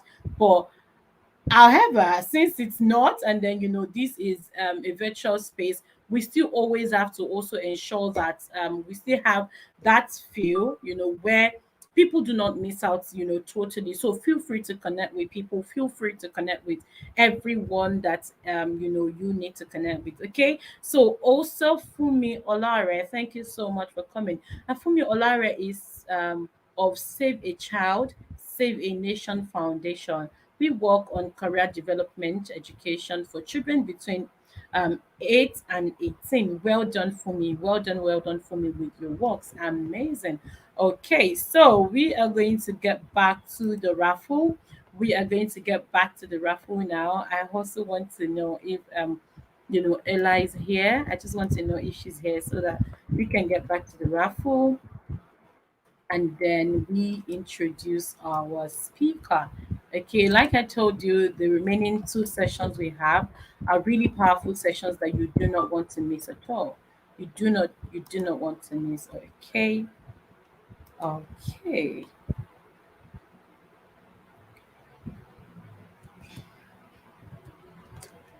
Let me see. Let me see. Let me see. Let me see.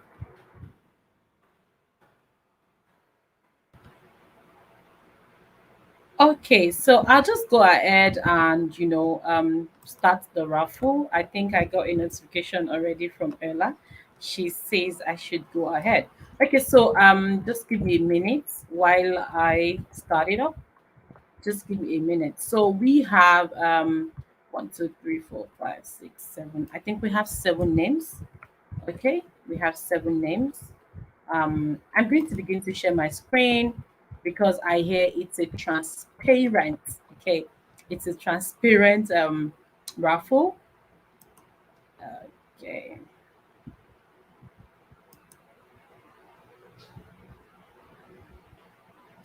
so you are going to let me know if you can see my screen by the time I begin to share. Okay, let me know if you can see my screen. Okay, so can you see my screen, please? I just need like 1, 2, 3, 4, 5 confirmations. Let me know if you can see my screen.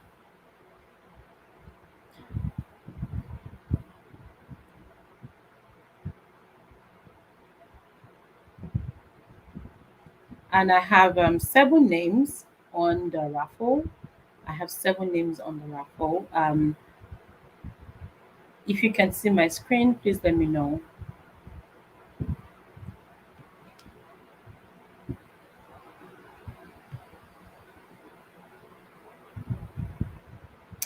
Okay, I'm waiting to get a confirmation. I'm waiting to get a confirmation. Oh, okay. Not yet, not yet, not yet. Okay. So I just stopped that again. Not seeing yet, not seeing yet. Thank you. I love the feedback. I love the feedback. I love the feedback.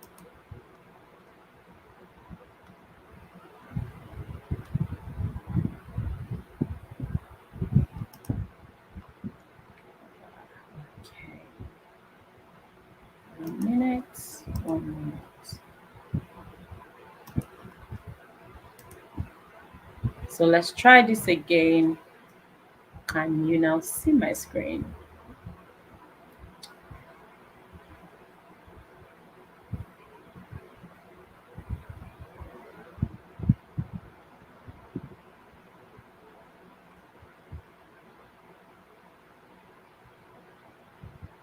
I want to be sure that people can see. While I'm waiting for that, I see Audrey. Audrey, thank you so much for coming. And Audrey is a genetic counselor. This is really amazing. Sickle cell advocate and is the founder, Audrey Sickle Cell Foundation, an organization that focuses on creating awareness about the disorder and supporting sickle cell warrior. Well done, Audrey Mukoro. Well done, well done, well done. You are doing so amazing. Okay, so I see 2 comments. Um, you know, I can see you, I can see the screen. Okay, so let me know if you can see the screen. So when I say see the screen, you're actually meant to maybe be seeing me and then another tab that is open on the side. The tab is probably showing random name generator. Not yet, only me. Oh, okay. Okay, okay. Okay, thank you. Thank you for the feedback. Okay. Okay, thank you for the feedback.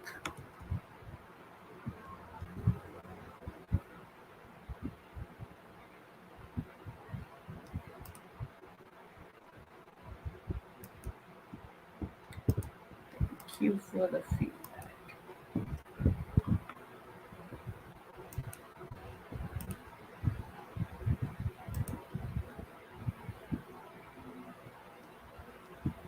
Let's try this again.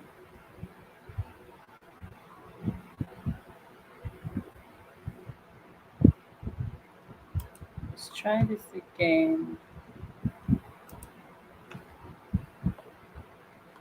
Can you see this?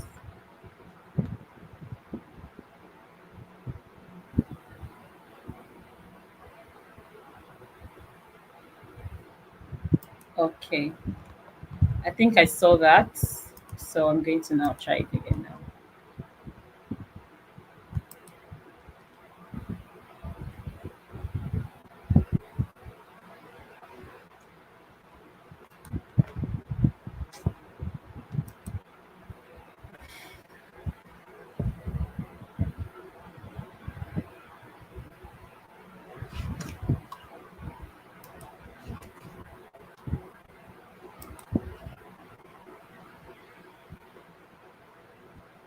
So it keeps giving me notification that StreamYard is sharing my screen, but somehow I can't even see the screen that is sharing.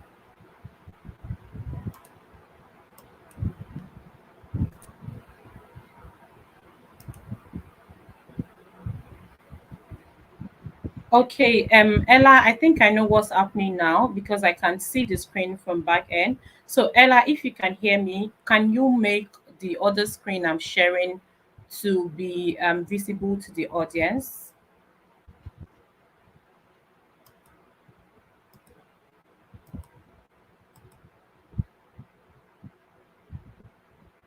Please, thank you, so that we can just move on as quickly as possible.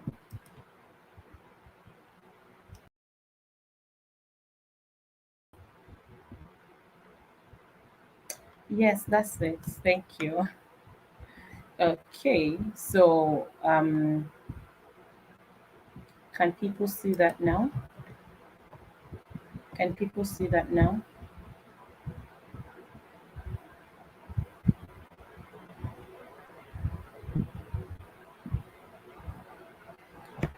Okay, so I think we are ready because I can see it from my other device. Thank you, thank you, thank you so much. Okay, so this is finally what we have been waiting for. You know, the random name generator is going to pick names randomly.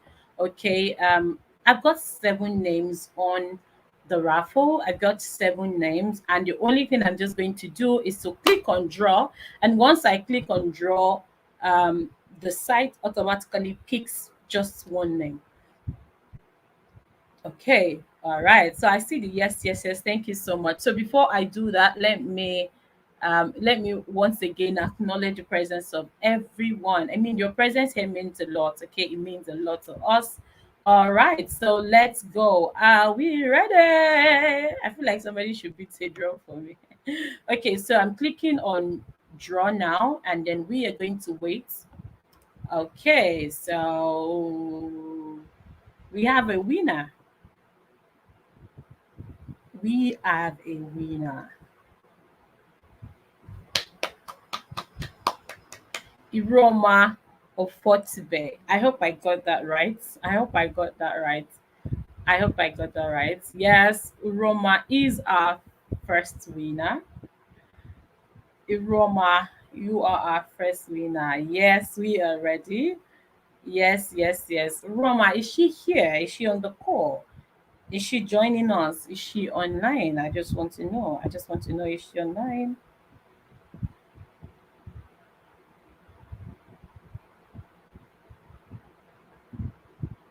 Okay, congratulations, Roma. Congratulations.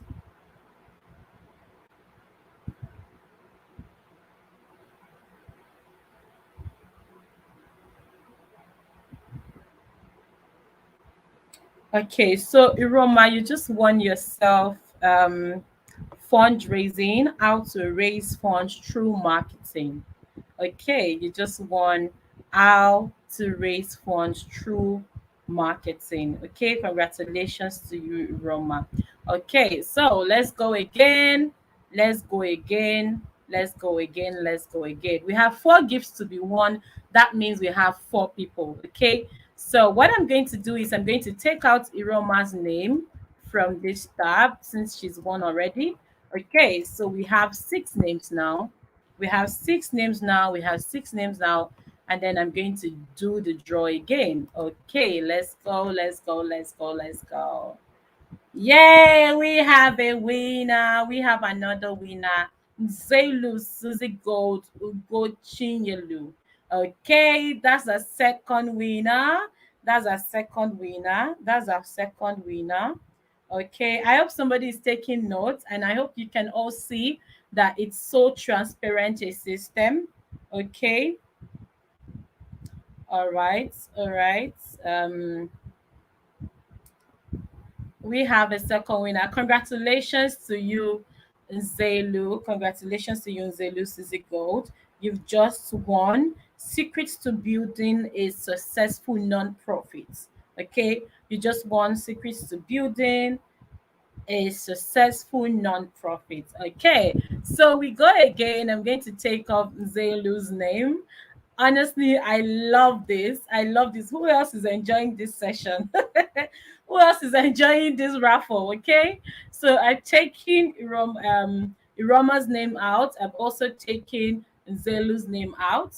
So we go again. Now we have 5 winners, and we just need 2 more winners. You get what I'm saying? Let me know if you're enjoying this, raffle. Let me know. Let me see your comment. Let me see your comment. Just say yes, yes, yes, yes, yes. I'm enjoying it. Let me see your comment. Let me see. Let me see. Let me see. Let me see. Let me see.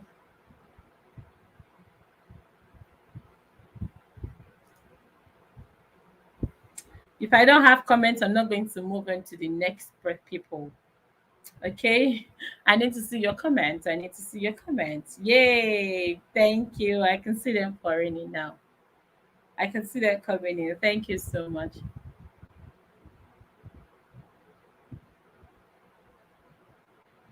All right, so I go again. We have 5 names now, and then I go again, and then I click on draw. Okay, who is our next winner? Whoa, we have a winner. We have our 3rd winner, Geraldine Egboche. Geraldine Egboche, congratulations to you. Congratulations to you, Geraldine Egboche.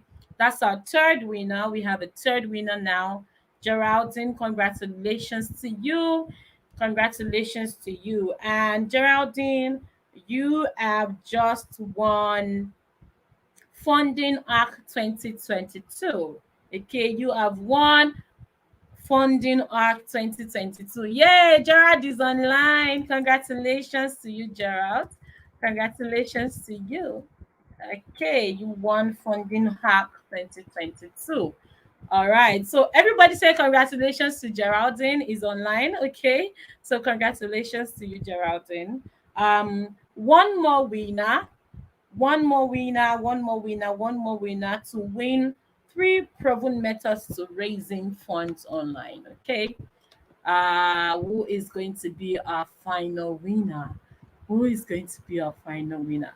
Who is going to be our final winner? I'm anticipating as you also is anticipating. So let's go, let's go, let's go, let's go, let's go. We have a winner, Ahmed Toyin Mahmood. Ahmed Toyin Mahmood, congratulations to you. Congratulations to you, Ahmed Toyin. Funny enough is Toyin has been congratulating every other person because I see her comments, okay? I see her comments. She has been congratulating every other person. Congratulations to you. It's now your turn. Congratulations to you. Congratulations to you. So Toyin is our 4th winner. And Toyin's just won she's just won 3 proven methods to raising funds online. Congratulations to you, Toyin. Congratulations to you. So thank you so much. Congratulations. I see the comments, and Raymond is saying congratulations to me. Honestly, we should say congratulations to you, Raymond, because you have pulled off a fantastic event in Rwanda. So yes, congratulations to you and the entire Youth Spark team. Congratulations to you. Okay. So let's get back to our event now. Let's get back to our event now. And I got prompts that our next speaker is ready. Our next speaker is ready. Our next speaker is ready. Ladies and gentlemen, okay, ladies and gentlemen, this next session, is one you are interested in, because we are going to be talking about digital transformation through strategies. Okay. Something funny happened recently to me. I posted a picture, and I posted like 3 pictures on my status, and all of those pictures were showing flyers of me, teaching or speaking or training in some event in August. And one of my contacts saw it, and then she came onto my inbox to say, is something wrong with me? Is something wrong with me? And I was a bit confused, and I'm like, why are you saying something is wrong with you? Because I couldn't marry a response of asking herself or asking me if something was wrong with her, and what I had just shared. And then she says, and then I'm like, okay, what's the problem? And then she says, you know what? I've been online 10 years. I've been online on 10 years. For 10 years, I even celebrated my 10 years anniversary on Facebook. But do you know, I have not made any profit online. Since I started, I've not made any profit. I've not done this. And this girl went on talking and talking and talking about how she's been in the online space for 10 years, and she's not, made maybe considerable significant progress, or maybe she's not, gotten paid yet, or maybe gotten recognized yet. And I was talking to my friend about it, and I'm saying that it's a different thing, guys. You don't just say because you've been online for 15 years, then you expect something to automatically happen. There are strategies to these things, okay? There are strategies to these things. There are ways you go about it. So right about now, we're going to be talking about, strategies that you can employ for digital transformation. Ladies and gentlemen, please welcome Bidemi Adedire. Our profile is going to come up now, and then I'm going to leave the stage for her. As a communication and idea strategist, Bidemi helps companies, organizations, and individuals leverage conventional and digital channels to achieve key objectives using tools at her disposal. Apart from this, she is a humanitarian at heart, possessing a strong passion for community and capacity development, and is an avid advocate for gender mainstreaming or parity. She has made it a mission to leverage technology for impact. As an ideal strategist, she is all about small ideas making a meaningful impact, so she works tirelessly with startups and individuals, turning their ideas and hopes into achievable tasks, steps to a future they can confidently map out. She is the founder of the Association of African Podcasters and the main host of Pods Niger, the listening hub of the century. Additionally, she co-founded Try the Digital Solutions Hub and is currently the communications director of Smile Outreach, a non-profit providing educational initiatives at the grassroots level to children across Africa, enhancing continuing personal development, volunteering training, generational sex anti-cross advocacy, emotional, mental, and material relief for Africans. Having worked with brands like Women Impact in Nigeria, Seed in Africa, and Benefactum Consulting, and more, she has gained mastery in developing strategic communication plans, generating multimedia materials, producing digital content, and developing targeted presentation to communicate key messaging.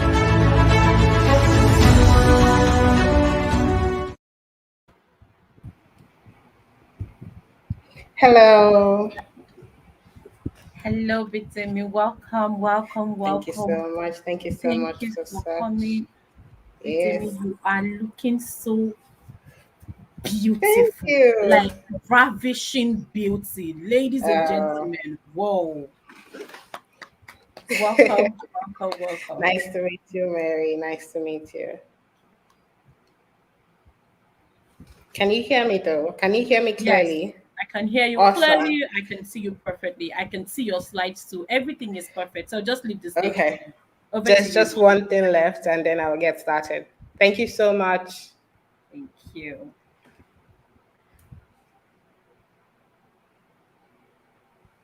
Okay. The comment section is buzzing. Toyin says, hi everyone. You look take away. Thank you so much. We're going to take you away. Please do take me out of Nigeria. That's making me use my gen right now. All right, guys. My name is Bidemi Adedire, and I'm super happy to be here. I'm thankful to Ella Communications for giving me this opportunity. Fun fact, I met Ella via Instagram, which is, I know. So when the first speaker was, sharing our insights about digital footprint, I can attest to that because I literally met Ella through our good works on Instagram, and we've been great ever since. So this is a very big opportunity for me, and yes, I'm happy to be here. And I will be talking about digital transformation through strategies. Part of me feels like, this topic is something that we should elaborate on, maybe 2 3 days, but I'm going to try as much as possible to talk about it, as quickly as I can, and make it, try to simplify what digital transformation is and what it can do for each and every one of us. So if you can hear me clearly, please let me know in the comment section. Also, if you have questions, please type it in. And then if you're not seeing, just let me know if there's something you're not getting right, if you're not seeing my slides, if you're not seeing my face, because I split my screen in two. All right, then. Okay, so everything is working perfectly. Thank you so much. Okay. So before we even talk about digital transformation, I feel like we should talk about digitization and digitalization. So much digits. Because I noticed that a lot of people do not understand what these things mean.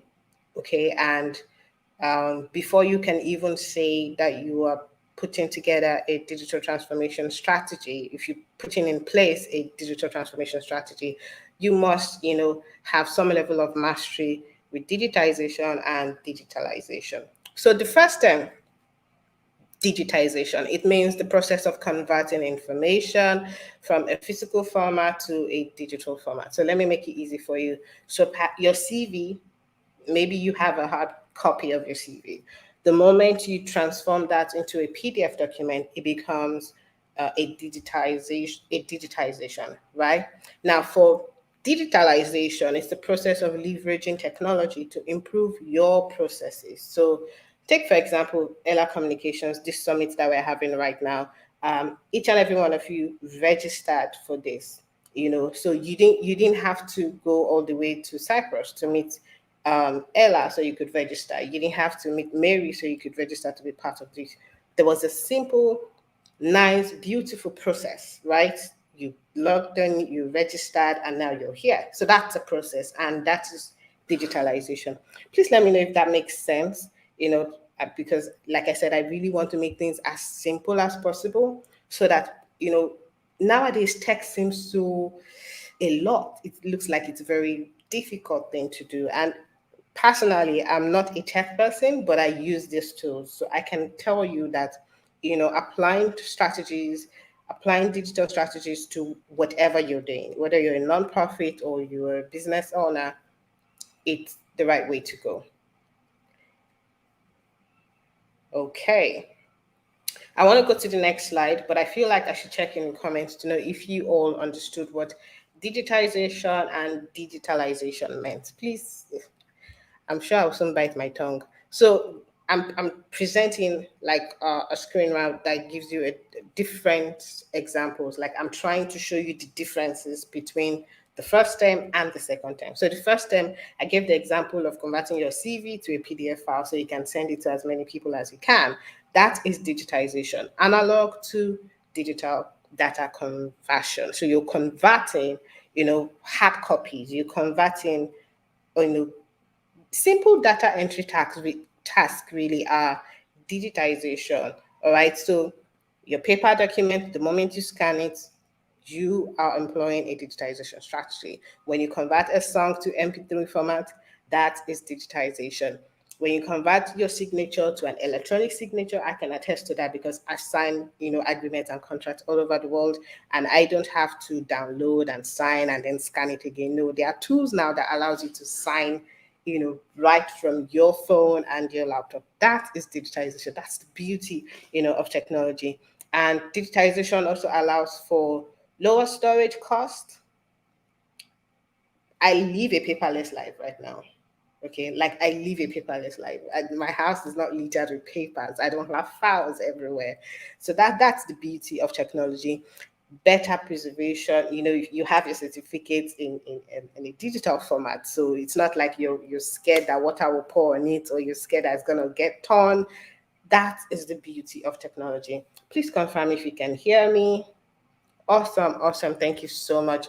Now let's talk about digitalization. Now you want to fix a process into this. So what we're doing right now is digitalization. It's a video conference. It's a live streaming platform. Okay, it's possible because we are all from different parts of the world. I'm right here in Abuja. Some of you might be in Lagos. Some of you might be in the US. But this is possible. We are all talking together. We are connecting. I'm seeing your comments. I'm speaking. This is a summit.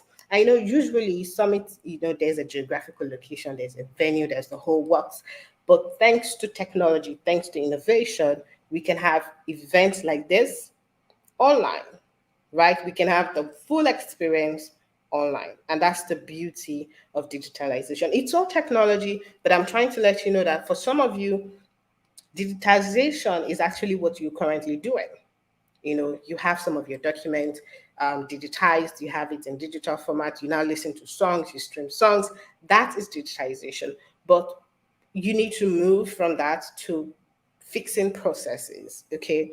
And there's a whole lot of work that happens before this summit actually comes to play. And those processes, okay, as simple as that, is called digitalization. Okay, so if you're automating anything, if you received emails back to back from the moment you registered from the summit, right? You received newsletters reminding you about the summit, 1 hour to go, 3 days to go, 4 days to go. Can I even see your comment if you received those newsletters? This is what processes means, and that is digitalization. Okay, so at this time, at this era, it is important, if you have a business, to implement these strategies, to have footprints. I'm not talking about footprints where you just post your pictures on Facebook and we all say you're looking good and fly, or you post, I don't know. You need to have footprints. You need to have a process. You need to simplify. You need to make things easy for you. All right. You don't have to be doing things at all times. So as I'm talking to you right now, some of the brands I work with, a lot of things have been scheduled. So I don't even have to be looking at that place. I can focus on this summit because I've scheduled some things to go out. I've fixed in some instant responses. That is what digitalization can do. We are actually moving to transformation right now, but I want to believe that you understand what I'm trying to express. So before I go to the next slide, let me just ask if anyone is still watching, if you can still hear me. Like, it's very important. And if you understood, how I just defined and shared the differences between digitization and digitalization. Awesome, awesome. Thank you so much. So I'm just going to say Akinyemi. That's the name I'm picking up there because my name is Bidemi. And yes, let's do this. Okay, so let's talk digital transformation now. Let's say you already, you've digitized all that you have, all of your professional self. Okay, you are probably employing digitalization in your day-to-day activities or in your organization. Let's talk about digital transformation and what it means now. And to be honest, digital transformation is really wide. I am still learning. It's a learning process. A lot of top brands today do not actually employ digital transformation strategies. So it's a work in progress. It's ever evolving, and you must keep learning to keep up anyway. So digital transformation. Digital transformation is the process of integrating technology in all aspects of a business, nonprofit, whatever it is you're doing, your business owner, even your personal brands. The moment you start integrating technology into every aspect of your business, that is digital transformation. Then digital transformation strategy is a plan. It's a plan to improve your business. It's a plan to improve your project. I say this because year to year, year in, year out, okay, for my nonprofit, we kind of put together a plan. What do we want? What's our communication strategy for 2023? What are we going to be doing? What kind of content, what kind of advocacy are we going to put out? These are things you need to put into consideration. I feel like my screen has stopped sharing. I don't know if it's still sharing. Okay. But I'm just going to keep talking. So, okay. So digital transformation strategies, it's a plan you put in place, short term, long term. What do I want to see my company achieve? What do I want to see in my nonprofit by using some of these digital tools? How will it improve my processes? How will it improve the operations that we're currently doing? How do I take out some manual tasks, because I understand that lots of nonprofits do not have the bandwidth of employing as many people as they would love to, but there are some tools that you can actually make use of, that would help relieve or take away some menial task off your hands.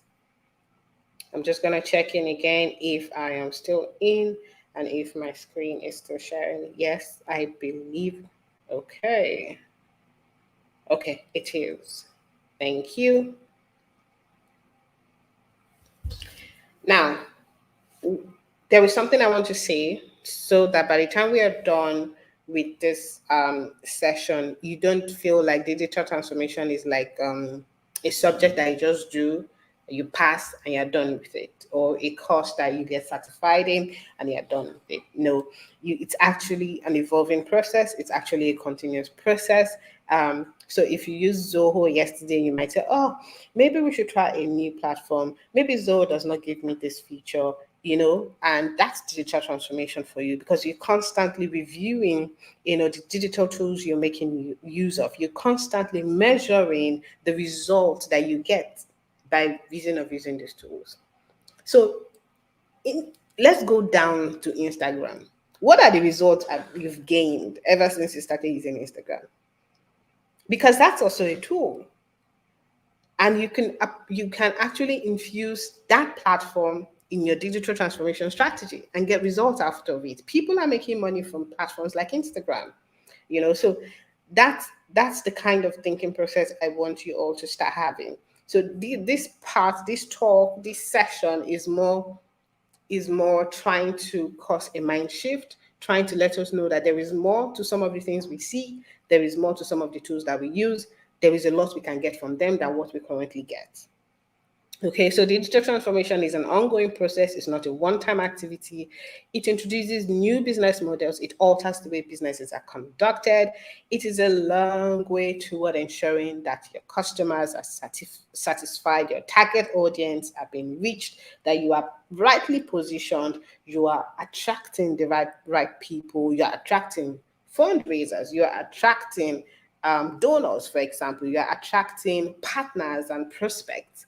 That's the point. That's the essence of digital transformation for me, by the way. So that is the whole point of digital transformation. You're not just using these tools to play. So what are the key areas of digital transformation? The first one is the audience. What is the goal? Okay.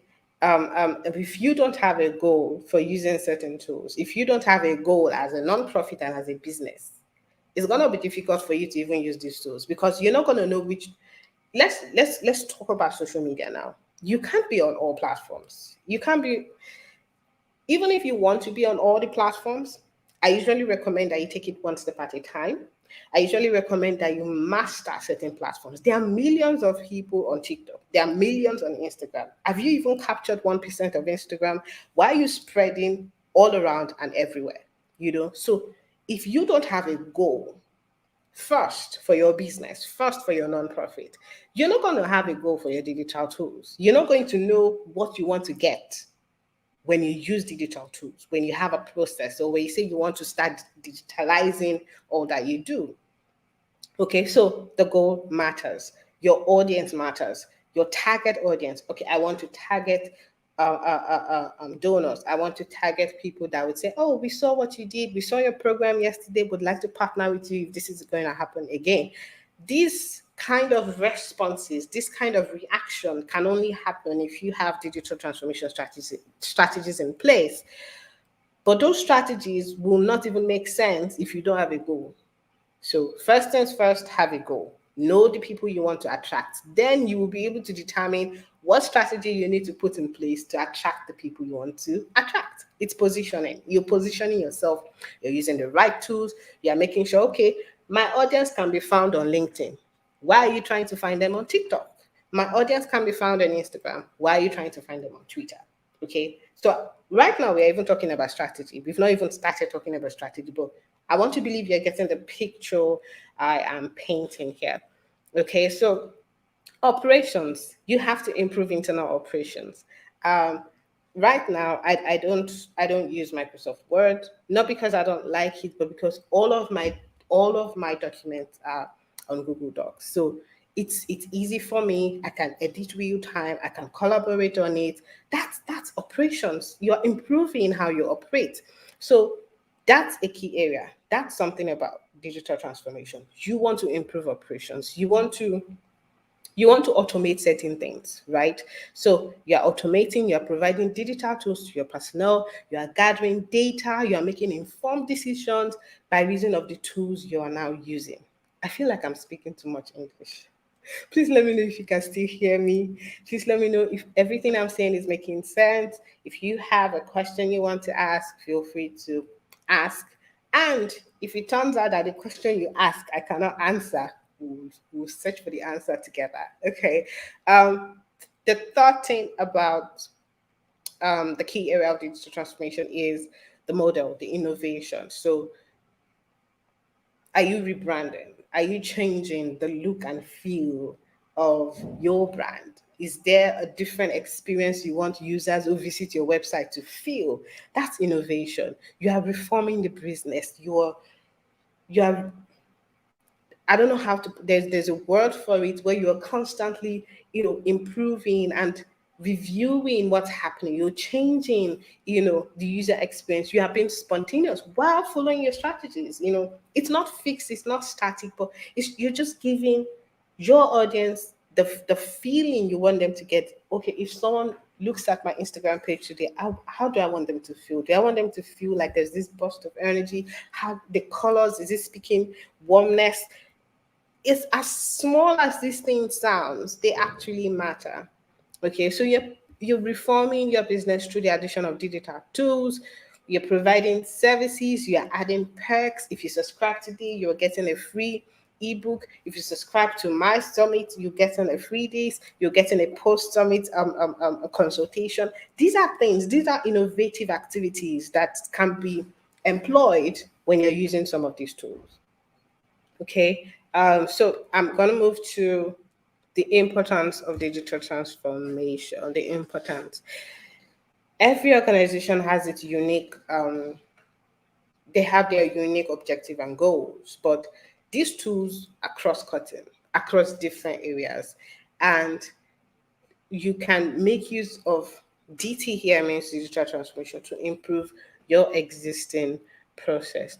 I would have loved to give an example. So let me give an example of digital transformation. So I had a client who, whenever she wants to, she always kind of put together webinars to train. And then we thought, let's transform this. Let me pre-record my webinars. Let me make it timed, and let's use a platform that allows me to upload these webinars and stream it as though it is live. And I can still collect comments and reply real time. And we made that possible. There was a whole lot of process, but once we did that, it's like at the click of your button. And then she just sat back, relaxed, and then watching, focused more on marketing and watching people tune in to get trained, to get their courses, to get their workbooks, to get the ebooks, all the sales. The funnel was just beautiful. It's just amazing. That is digital transformation. Okay, that's an example I'm trying to share right now. So what are the pillars of digital transformation? I know a lot of people feel like with the way technology is going, human input will never be needed, but I beg to differ. People matter. we are the one driving technology, so we're still going to be here. And people have the power to make or break your digital transformation. Remember that culture is a major driver of digital transformation. So your team members, how are they embracing your ideas of using certain tools? Are you training them, or are you just letting them know that hi guys, from Monday morning we'll be making use of Zoho Workspace, and you probably don't know how to use the workspace, and your team are just realizing that, oh, we are moving from WhatsApp to Zoho Workspace. Transition is a process. It requires training, it requires teaching, and it requires that you have a culture of learning in place so that your team can grow with you as you plan to implement your digital transformation strategies. So your efforts will fail if you do not place enough emphasis on your people, on the culture of your organization, of your business. I don't want to believe that all of the things we all are doing right now, we're doing it alone. No one is an island. So if you have a team member, you want to carry them along. You want them to also grow like you are growing. And if they are not here right now learning this, maybe if there's a recorded version, you can send it to them to play, and then you can send them courses. I think we should move, we should migrate to this platform because it offers this, it offers that. But before we can do that, we all need to be on the same page. We all need to understand how this platform works, because if you don't, it's going to be hard work. It's going to be a problem, and you will just find yourself being demotivated because you attempted to use a digital tool, and all of a sudden it looks like, okay, this isn't for me. Let's just go back to writing with our pens and papers. Okay. Another pillar of digital transformation, which is similar to the people, is communication. So do you have a communications team, or do you have a communications manager that is helping communicate these, communicate how you intend to use these tools, or that is helping communicate to your audience? So you are on Instagram, but your organization is not posting updates, you're not sharing information, or you're just posting random things that doesn't really attract your target audience. This is where communication comes in. Also, for your team members internally, an announcement of a digital transformation initiative is not the same as communicating about it with your team. So after announcing that, okay, we are going to the next level in terms of using technology, how about you also communicate with your team? How have you, so since we started using this platform, how has it been? What are your challenges? Do we need to get someone to teach us how to use this? I heard this tool can also do this, but maybe we can grow into using this tool. Communication, making everyone feel part of the process, making everyone know that, okay, this is new, this is something we've never done before, but we can get better at it. We can attain mastery with this platform. Am I still here though? I don't know if I'm still here. Hi, everyone. I just need one person to say, I can hear you. Just one person to say that, and then I can continue to the third pillar of digital transformation. Anyone?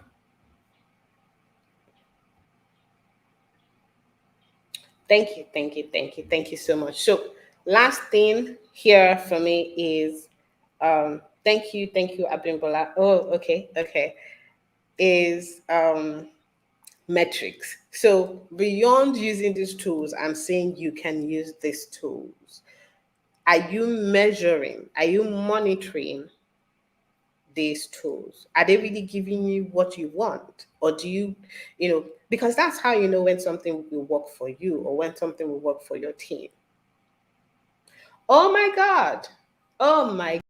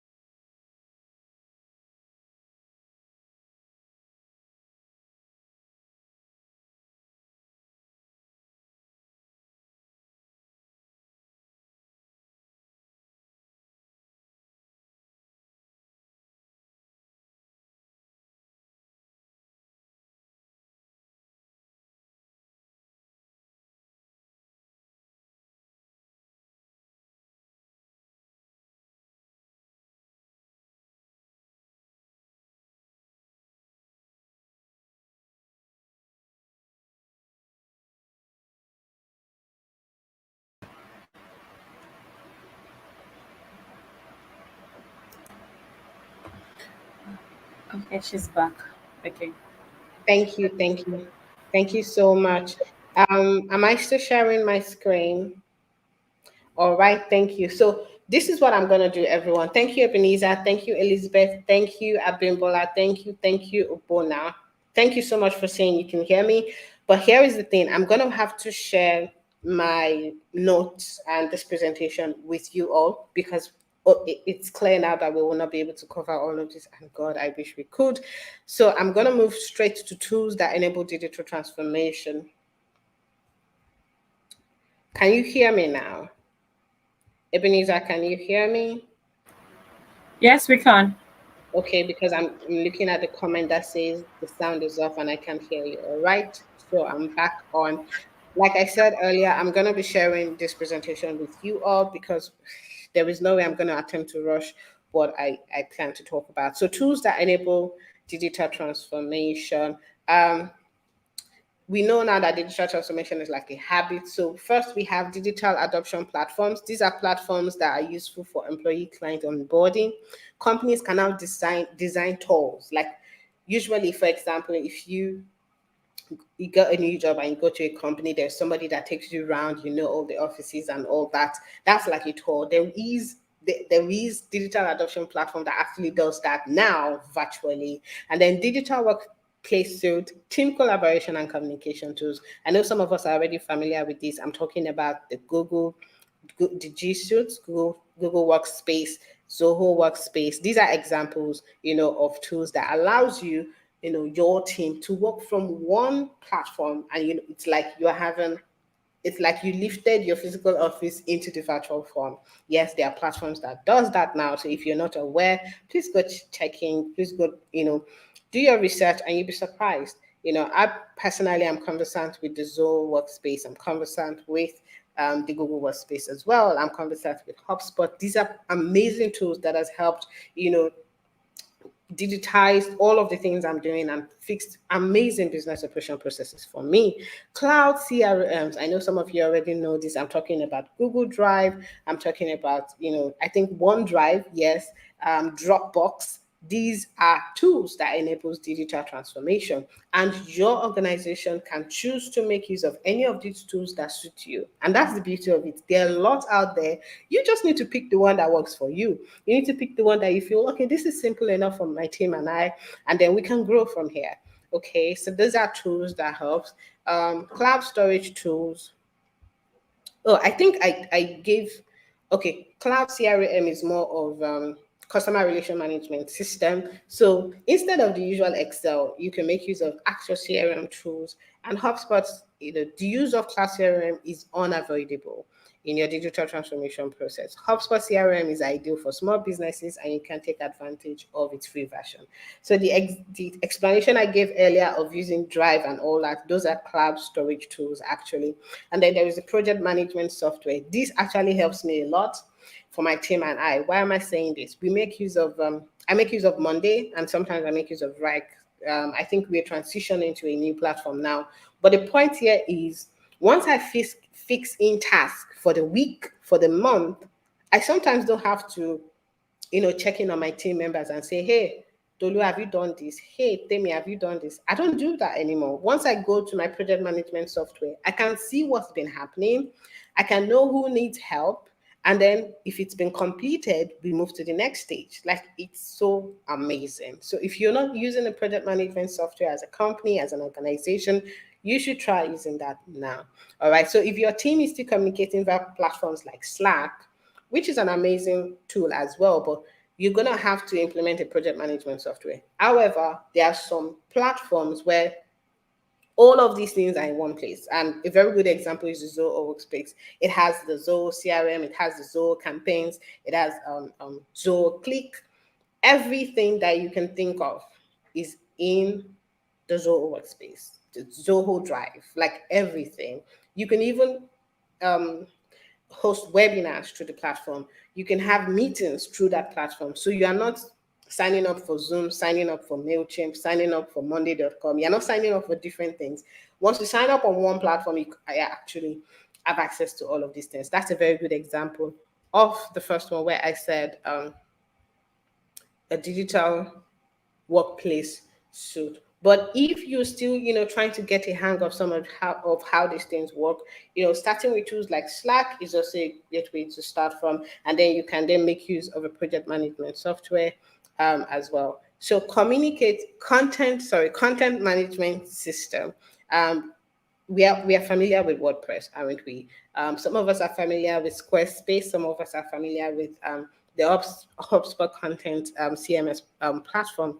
They help you build drag and drop templates, and you can put out updates about what your organization is doing. And you don't need to be a developer now to do that. So that's the beauty of these platforms. Like how I've said earlier, I'm going to have to share my notes with each and every one of you. I really wish I could. Oh my God, I really wanted to simplify digital transformation strategies, but yeah. Let's go straight into strategies.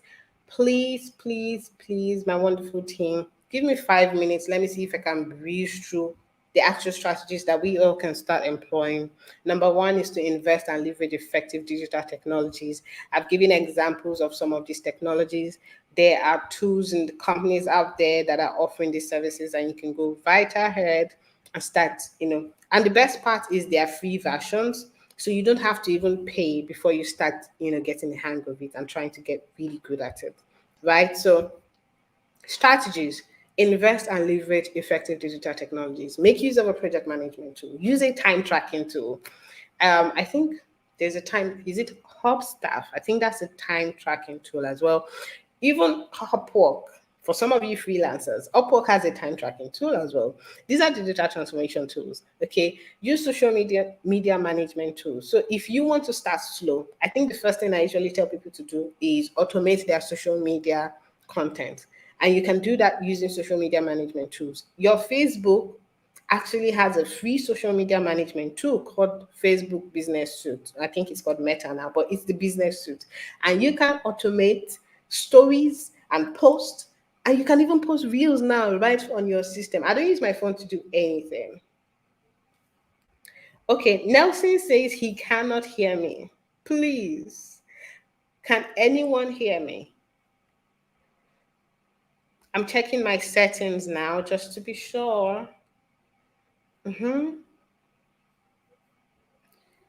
Anyone? Oh, I don't know. I can't go one without knowing if anyone is hearing me. We can hear you. Hello. We can hear you loud Okay. and clear. All right. Nelson, I'm so sorry. Maybe it's from your end or it's a network issue, but I'm gonna just have to go on now. So I've talked about social media management tools. They are free versions. They are amazing, amazing versions. We can talk after now if you want to know some of the recommendations I have. I'm happy to recommend some tools. So because social media is a lot of work, I'm not gonna lie to you. It's not easy designing and then posting manually. Oh God, you will not be consistent without a social media management tool. So let me just be clear with you. Let me be honest with you. You cannot be consistent. But with a social media management tool, you can take off hours of work by scheduling content for the entire month if you like. Okay. Check if your digital system is easy to install, it's easy to update, it's simple to remove. Check if they are constantly updating their software. This is very important. And also monitor the progress. Monitor, like, know if what you are posting makes sense. And if it makes sense, you're going to be seeing results. You're going to be seeing people that visited your profile. You'll be seeing people that clicked. You'll be seeing people that viewed, even people that viewed your stories and reacted to it. You're going to see all these things.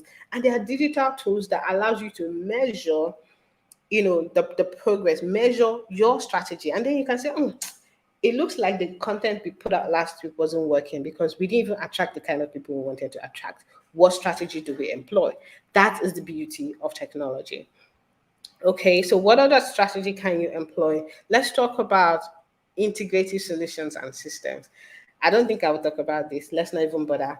I'm just going to send my notes to you guys, but I would have loved to talk about how you can employ integrated solutions and systems, creating an actual system that works for you to ensure that, all of these little things, all of these operational stuff that we, put on your head, on our heads, like, oh my God, this before you actually do your outreach as a nonprofit, that's a lot of work, that's a lot of stress. But if you have an integrated solution and system in place, this is just, it's not just automation now. Your life is going to be sweet. It's going to take time. Let me be honest with you, but you take it one step at a time. One step at a time. All right, so I'm going to go now to the tenets of digital transformation, and then I'm gone. The goal of your business is important. So once your digital transformation must be tailored to what you want to achieve, okay? And then transitioning is a process, so take it easy, start small, but start strategic. Start small, because if you don't start small, you will be overwhelmed. Like I said, there are a lot of tools out there. So you have to start small. You have to take your time to determine what you want to use. Okay.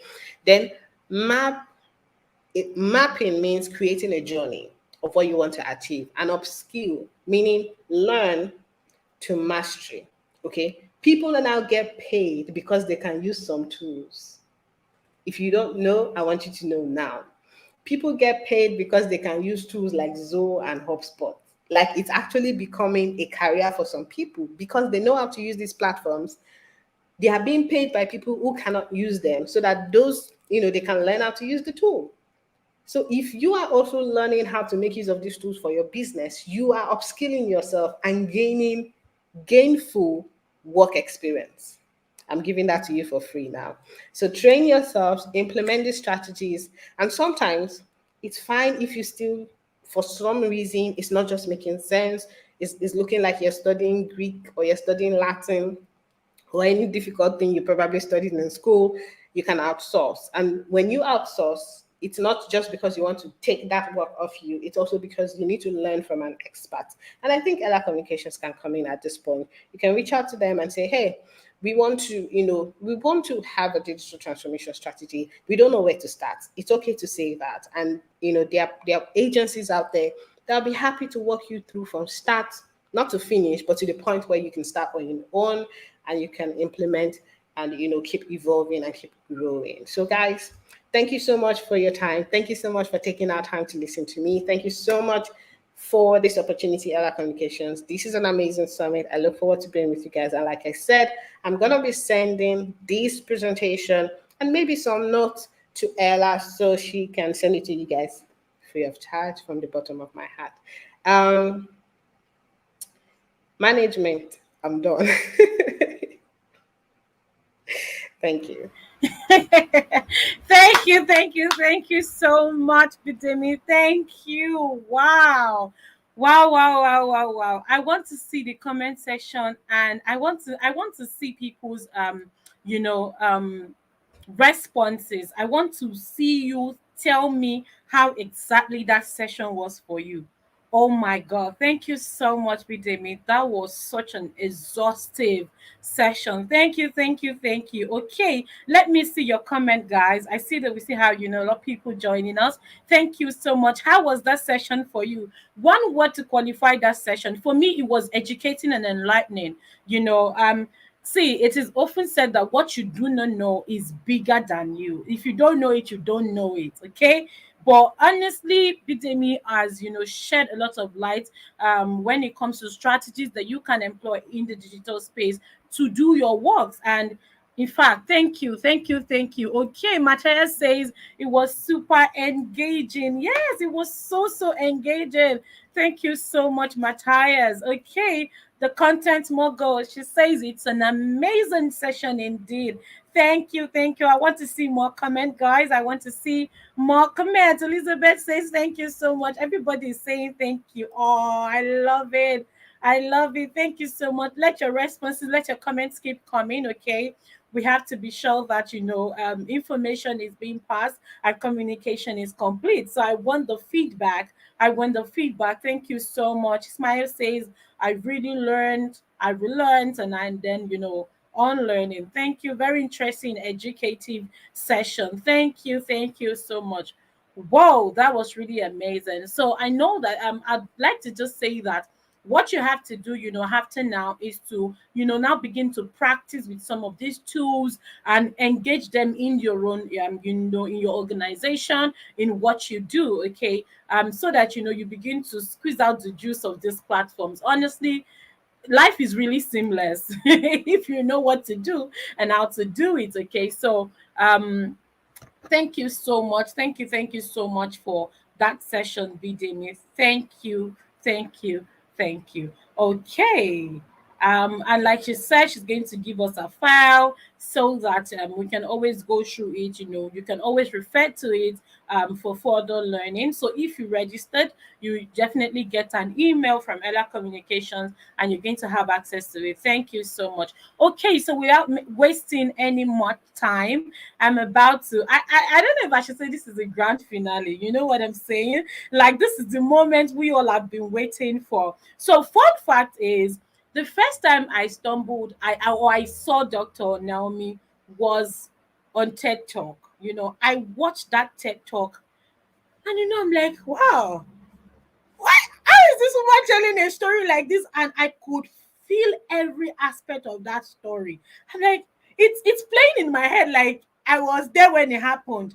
And this is the power of storytelling. Ladies and gentlemen, sit back, relax, enjoy, because right about now you're about to learn about telling stories in a digital world. How can you tell your stories? A lot of us are, as you know, social entrepreneurs, NGO founders, organizations want to, we are doing a lot of work, but somehow we don't know how to communicate this to the world in such a way that they will understand what we are doing. So it's not just about, going for social work, packing the pictures together and posting on social media, and then you say yesterday at Makoko. It's not just that, okay? There's more to you talking about what you do and announcing what you do to the world. So, ladies and gentlemen, I'm about to bring Dr. Naomi up. So I just want you to see, calm down. Just calm down. Tell yourself, calm down. Let me see you in the comment section if you're ready for Dr. Naomi. Let me see the comment section. I want the comment to be buzzing because she has to know that these people are ready for her. I'm going to, bring up our introduction now. Once that is done, I'm going to bring her up. Okay. So I want to see the comment section. I want to see the comment section. Yeah, I can see it coming in. I can see it coming in. Okay. I want to see the comment section. And right about now, ladies and gentlemen, please meet Dr. Naomi Osemude. Please meet her. Just calm down. Just calm down. I'm going to bring it up right now. Okay. Naomi Osemedor is a renowned coach, national transformation strategist, and global speaker who has been featured in high-impact events and spoken on stages across 4 continents. She is passionate about human capacity development and loves to speak with humor, using real-life stories to keep her audience captivated. She has also been listed as one of Nigeria's 100 most inspiring women 2020. She is fondly called the Sparkle Queen, as she sparkles her sparkle effect on everything she touches. As the CEO of the Center Stage Company, she is on a mission to help driven entrepreneurs turn their stories to profits and impact their world like only they can. Naomi, who is also a highly skilled global media strategist, uses her knowledge and expertise to coach personal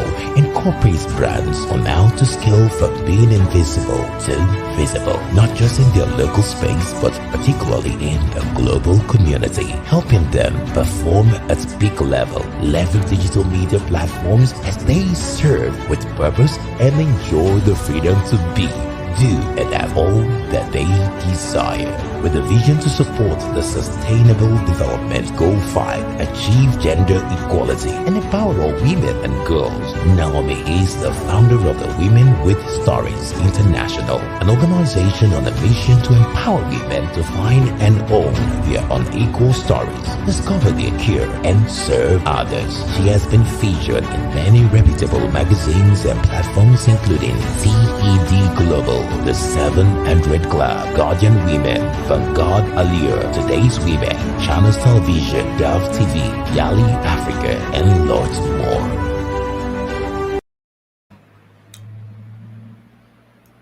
Ladies and gentlemen, please welcome Dr. Naomi, the Sparkle Queen.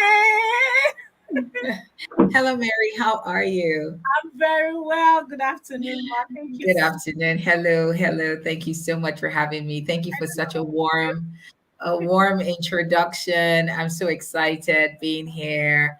I've been in the room. I listened a bit to Bidemi. I mean, just before she left. and I was really, really inspired by her session. Honestly, I am sure that everyone here has been having a good time. Very, very big thank you to Ella. I know she said you will be introducing me, but I'm sure she's listening. Thank you, Ella. Ella has been on my case for months. She's been on my case for months. As a matter of fact, I think since April, my flyer was ready. Like, she did not even want to hear that, I wasn't going to be available. So she booked ahead, and I'm so grateful. I only pray that I would meet the objectives and the desire for this wonderful organization. And of course, all the wonderful people that are listening in today, those who will catch the replay. It brings me nothing but great joy to really just share my heart when it comes to storytelling for impact. So if we're ready, let's do this. Please let me know you're ready in the chat We box. are ready, Ma. If you know me, I love to. Oh, I was supposed to upload my. Okay. I was going to upload. Let me upload my file. Let me upload my file. But I want to see ready in the chat box. I'm not seeing it. I'm not seeing it. Let me know you're ready. Let me know you're ready. I am not seeing it. While my slides are uploading in another 1 minute or less. Let me know you're ready. Okay, I see Ella. Who else is ready? Thank you, Ogbona Matthias, Ismail Rasaki. Thank you so much. Of all the things that you could be doing today, you are here. And I am so grateful. Yes, yes, yes. I see it. I see it. Let me know where you are joining me from. Ernest, thank you. Thank you so much. Let me know where you are in the world. In Nigeria, where are you? Let me know where you are in the world. It's such a pleasure to be here. Seems as though we have a troll here. Love Chat XYZ, best adult dating site. That looks like a troll account. Yes, it's been blocked. Oh my goodness. It's funny because many years ago, when I started live streaming on the Periscope app, a lot of people never showed up because they were scared of trolls. Like, it was really bad because they could come on while you were live and they could use the N word, B word, F word, and everything else in between. And so a lot of people just couldn't stand that, but I'm so thankful that I chose to show up regardless. And I would like to start here because I didn't see that coming. But it's important for you to know that on your journey to making a difference in the world, there are people who will never get the picture. They will not understand, and they will try to stop you, and they will try to make you feel like, you're doing too much. And so I'm hoping that in our short time together, I will establish the fact that you are actually here to make a difference. You are actually here to be the change that we desire. There's so much going on around the world. There's so much going on around the country. The last few days in Abuja has been, so it's been heated. People have been afraid to go out. And the truth is, we have problems. And now more than ever, we need people who will be solution providers. And that's why I celebrate each and every one of you change makers today. However you're making a difference, whether in the field of education, whether it's in poverty elevation, whether it's in helping young girls in local communities get to take care of their bodies, whatever it is you're doing. And you can go right ahead and let me know how you are bringing about a change in our world, wherever you are. Yes, I see someone is joining us from Cyprus. So go right ahead and let me know, how are you changing the world even as we begin? I'm going to run through. My goodness, I have so much to share. And I understand I've got 20 minutes. I don't even know how we're going to do it, but we will try our best. Okay. So let me know in the chat box how you are making a difference in the world. And I think I want to also let you know that even when you feel, is it working? Like, I'm doing all that I can, but there's still so much that is not okay in the world. Please understand there is something called a compound effect. And as you continue on the path of making a difference, as you continue on the path of, just being that change agent, you have no idea. That little girl, that little boy, that woman somewhere in that community that nobody gets to even see on the internet, You have no idea what they will become, in the near future. So keep doing good. I really, really celebrate each and every one of you. So telling stories in a digital world. And I think I'm going to zoom this out. Yeah. So you're trying to change the world for good. My first question is, why should we care? Like, really. And I don't mean to disrespect you, but for you to be able to tell your stories in our world today, this is what we want to know. This is what is important. Like, really, why should we care? You have to get us to care about what it is you're passionate about. When God called you, when you started this journey, we were not on that call. It wasn't a group call, it was a personal call, right? So this is your vision, this is your baby, this is how you're changing the world. But really, you have to get to that place of understanding that we cannot care until you are able to take us on that journey in such a way that we get to feel your heartbeat. Yes, you may have a vision that will change the world, but until you get us to care about that vision, it's likely you may be shortchanging yourself, or you may not be tapping into the fullness of support that you can get if you actually did this first. And this is where storytelling comes to play, because as nonprofit founders, you probably want us to do either of these three: donate because you need money to fund all the big and beautiful visions that you have. Perhaps you want us to volunteer. You need us to be on the field with you. You need us to be on ground with you, or you want us to spread the word. Either way, if these three things are done, you will succeed. If you get donations, if you get access to funding, if you get volunteers, if you have people constantly spreading the word about what you're doing, I don't know if there's anything else that is missing. Everything else you're looking for to succeed is right here between these three. True or false? Please let me know in the chat box. So let's do a little bit of introduction about storytelling, because once upon a time never gets old. I love this American proverb. It says, tell me the facts and I will learn. Tell me the truth and I will believe, but tell me a story and it will live in my heart forever. Stories have been used to hand down learning and knowledge for thousands of years. A good story engages our curiosity, emotions, and our imagination. So it goes back to you getting us to actually see what you saw the day you were called, the day you were commissioned to make a difference in our world. Philip Pullman says, after nourishment, shelter, and companionship, stories are the thing we need most in the world. Isn't it amazing to know that you can have the power, or rather, you can leverage the power of storytelling to actually even take your work to the next level? Stories are a part of our daily lives. In the anecdotes we tell our friends, the books we read, the films we watch, it's all storytelling. It is one of the best ways to capture people's attention, bake information into our memories, and also, of course, forge close personal bonds, even with complete strangers. A good story can bring the world together. Those who tell stories rule the world. And I want you to put that in your journal. If you want to rule the world, if you want to dominate, and when I talk about ruling the world, I mean dominating your niche, dominating your industry. Whether you are even a traditional, business person, you can take the power of storytelling and you can apply it to your work, and you will still get the results. Stories have a transformative power to allow us see the world in a different way than we do if we just encounter it on our own. So storytelling is powerful in allowing us see what you see, in allowing us feel what you feel. Unless we can see it, unless we can feel it, unless we can connect with it, it becomes almost impossible for us to support your cause. And I know at the heart of every nonprofit founder is support. Support. You need money. I've been there. I've done that.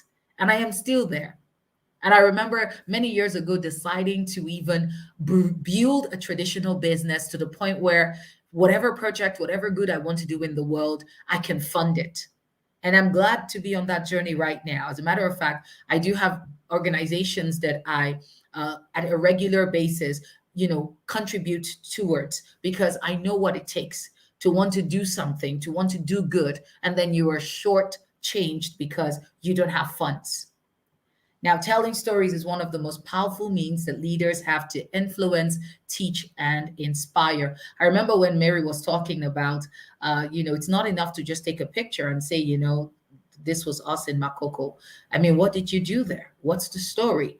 Who is the beautiful girl behind, the picture? Like, what's happening? You have to get us to connect with the heart of your work. Now, the nonprofits and social enterprises who can tell the most compelling stories are those who will command the most influence within their community. When crafted and used purposefully, please take note of the word. Keyword is purposefully. So it's not just enough to tell stories, there has to be purpose behind it. Storytelling can help build connection, confidence, and bring about change in our communities, nations, and our world. All right. So we'll do a quick practice. I probably just, Bidemi has been so kind. I probably would share this with Ella, just so that they can extract some of these things I want you to practice. Time will not allow us to practice this, but I will send this to Ella so she can extract these practice exercises. Like they're so important to help you just start this journey or improve on this journey if you are already leveraging the power of storytelling. So one of the exercises here is, what story has made a major difference in your life? And it could be a story you read in a book, one you heard from your parents or grandparents, one you witnessed, or one you simply just heard about. And I want you to think about the emotions that you felt, the impact you experienced, and imagine the tables flipping and your audience is on the other side experiencing all those feelings just because you shared your story.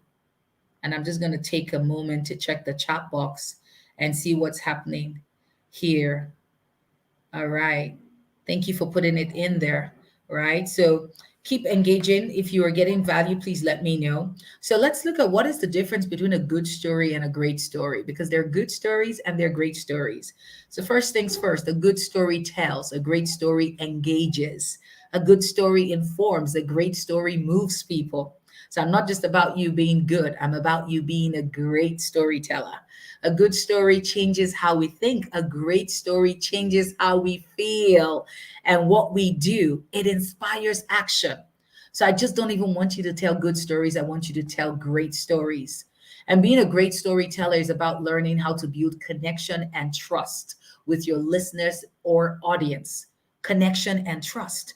So every time you're putting out content, are you connecting with us? Are you building trust? Because people will do business with you when they know you, like you, and trust you. And a lot of times you think it's just easy for you to post a picture and expect that people are just going to throw money at you when you've not even established a connection with us, when we don't know why your heart beats for this good. And in this time where a lot of people are dubious and they hide under all sorts of nonprofits just to scam people, now more than ever is not a time for you to just tell good stories. It's time to take it to the next level. And that's why I'm really highlighting the difference between a good story and a great story. If a nation loses its storyteller, it loses its childhood. Peter Handke. Great story ideas are all around us. Now, this is another practice moment, and it's really about taking a moment to find 3 everyday stories to tell. Like, you have so much practical work to do. I will skip this because I really want to cover a lot of grounds. So what is the mindset of master storytellers? Because I feel to be a great storyteller, you must have the mindset, right? Because I believe mindset is everything. As a man thinketh in his heart, so is he. You are what you think. Where you are right now is a product of your thoughts. I'll say that again. Where you are right now is a product of your thoughts. If you're not attracting help, you thought it. If people don't understand what you're doing, it started here. You thought it. Everything boils down to what you've thought about. So this is a good time to begin to ask yourself, what have I been thinking? If you think the economy is bad and the dollar is 710 to the naira is 710 to the dollar, and nobody is going to want to support you. Well, that's fine. That's exactly what you're going to get, whether you think you can or you think you can't. Either way, you are correct. But let me again, so your mind has to be in the game. And I already kind of shared some insight, because a lot of people, fear being judged when it comes to telling their stories. And I often say, don't share what you're not ready to tell yet, right? Because some people have been hurt. And this is, I mean, I have people who are working in the trauma space who at some point in their lives, went through, like some deep level traumatic stuff, right? I know someone who was violated at a young age, and she kept the secret for 40 years. 40 years, she blamed herself. She thought it was her fault, but she was a little girl who was violated. And it took time for her to come out. But I can assure you, the moment she found the strength and the courage, and of course she had done the inner work, because hurting people hurt others. And so we don't need you telling your stories because you have heard it's important to tell stories, and you tell your stories from a place of hurt. And instead of your story having an impact, it ends up maybe hurting others. So wisdom has to be applied here. All right, so 4 different mindsets. Let's go. Number 1, the growth mindset. People who have this mindset, they desire to grow and they're always improving themselves. You cannot have a better yesterday. If you are in a nonprofit space, which I believe you are, and in your particular niche, you have not identified at least 2 to 3 global organizations that are doing the work that you are doing, and you're not following them, you're not subscribed to their newsletter, you're not connected with them, even via social media, you've not sent them an email to let them know that you are a big fan of their work and you're learning from them, then what are you really doing? Because we have to talk about this growth thing. I get really, I find it funny when I see people who have attained a certain level and then they feel, you know what, I'm good. I don't know if we should really ever stop learning. Like someone said, the day you stop learning is the day you start dying. You must become a lifelong learner. You must never get to a place where you're satisfied. And this is not about being overly ambitious. This is just life. It's nature to desire to grow. It is part of your nature. You're not reading books. You're not paying for courses. You're not, following industry leaders. You're not learning and implementing. I don't know what you're doing. I really don't know. So you have to constantly work on being better than yesterday. So that is the first mindset, right? And this is it, because when you know better, you do better. When you know better, you do better. Simple. Your storytelling skill gets better. You are able to craft better stories and share them in the most powerful way. The dreamer mindset. I love this because they've got the ability to dream and think big. This is where a lot of people shortchange themselves. Stop looking at yourself at the level where you are today. Step into the future of what could be. Like, this is me. If there was any other name you could call me, I'm a dreamer. And the beautiful thing is, I just don't dream, I do. A lot of what people are seeing today, a lot of the things people are reading about me, a couple of years ago, they were dreams, they were desires, they were visions. I remember when I got on Periscope and I started saying, why be local when you can be global? Nobody knew me, but I caught a glimpse of that future. I caught it. Before I stepped into it, I saw it. I'm at the point now where there's some dangerous things I'm daring to trust God for. But guess what I'm doing? The same principle. I'm daring to get there.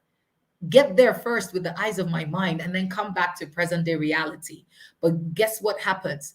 The vision becomes so clear that everything in my today has no choice but to align with the picture that it has seen. Are you aware that you are a product of your thoughts? I will say that again, because somehow I believe a lot of people have not attained where they should be because they keep thinking small. They keep thinking, how am I going to change the world with this small nonprofit? Who knows me? How am I going to play at the level of the likes of Bill and Melinda Gates? That's not supposed to be your business right now. If you can actually start dreaming of possibilities, you have to believe that your story, your work has the ability to change our world.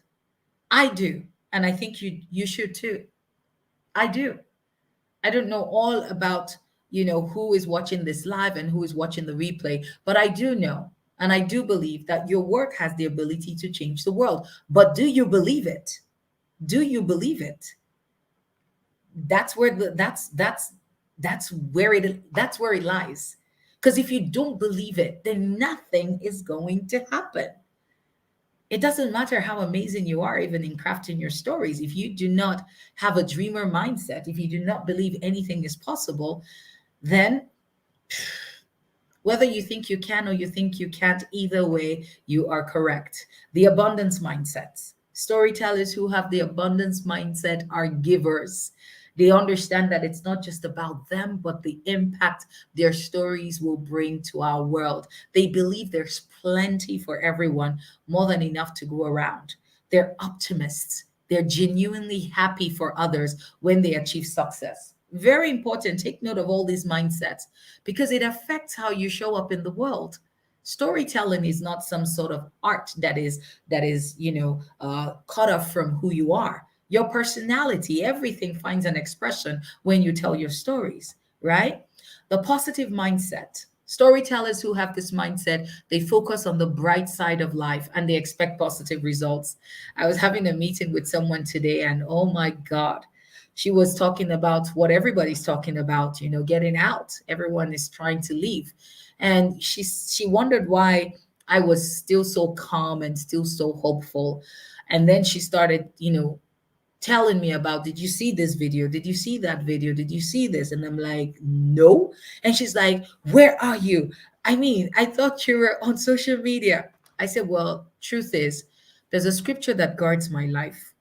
And this could be for someone out there who might be feeling the weight of what is happening, because it's very, very hard to stay positive when you constantly feed yourself with negativity. And so that's why I'm giving this very practical example. And she was shocked again that I had not seen a lot of the videos that had gone viral, not because I don't want to be in touch with reality. The truth is, I've just chosen my own reality. And my own reality is to stay on what God has said. It's to stay on, that part of the Bible that says, against all hope, Abraham believed in hope.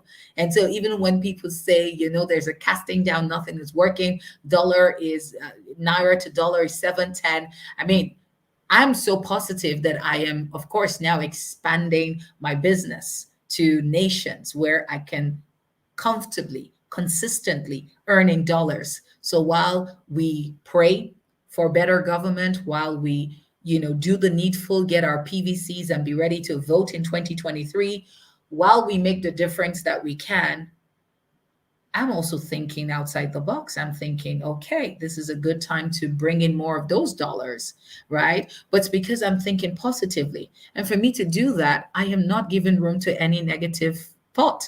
I don't want to see those videos. And I always say to people, they say, why don't you watch the news? I say, well, somehow I get to know what's happening. But to watch the news, no, I've killed myself.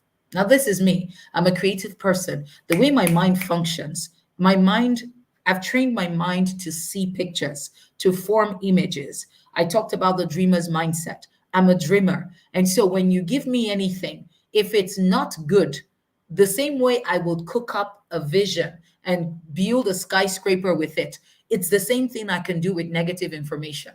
And so I don't want to see it. I could hear it, but I can't see it.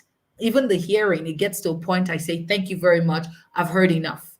And this is me guarding my heart with all diligence. That's the scripture. For out of it are the issues of life. Very, very important. I hope you're getting value today, right? So again, it's not about just avoiding or ignoring the bad or negative things that are happening. They're happening. We can't change that. However, we can change how we respond to it. We can choose to look on the bright side. I remember telling her, I said, look, there is hope. because I know a part of the scripture. I'm a believer, so I give a lot of examples from the Bible. And there's a part of the scripture where there was so much famine in the land that mothers started eating their children. I said to her, we are not there yet, and I know we will not get there. However, there was a place where it got so bad that mothers began to eat their children. Like two mothers had an argument because on day one, they ate one's child, and the next day, the other one refused to bring her child for them to eat.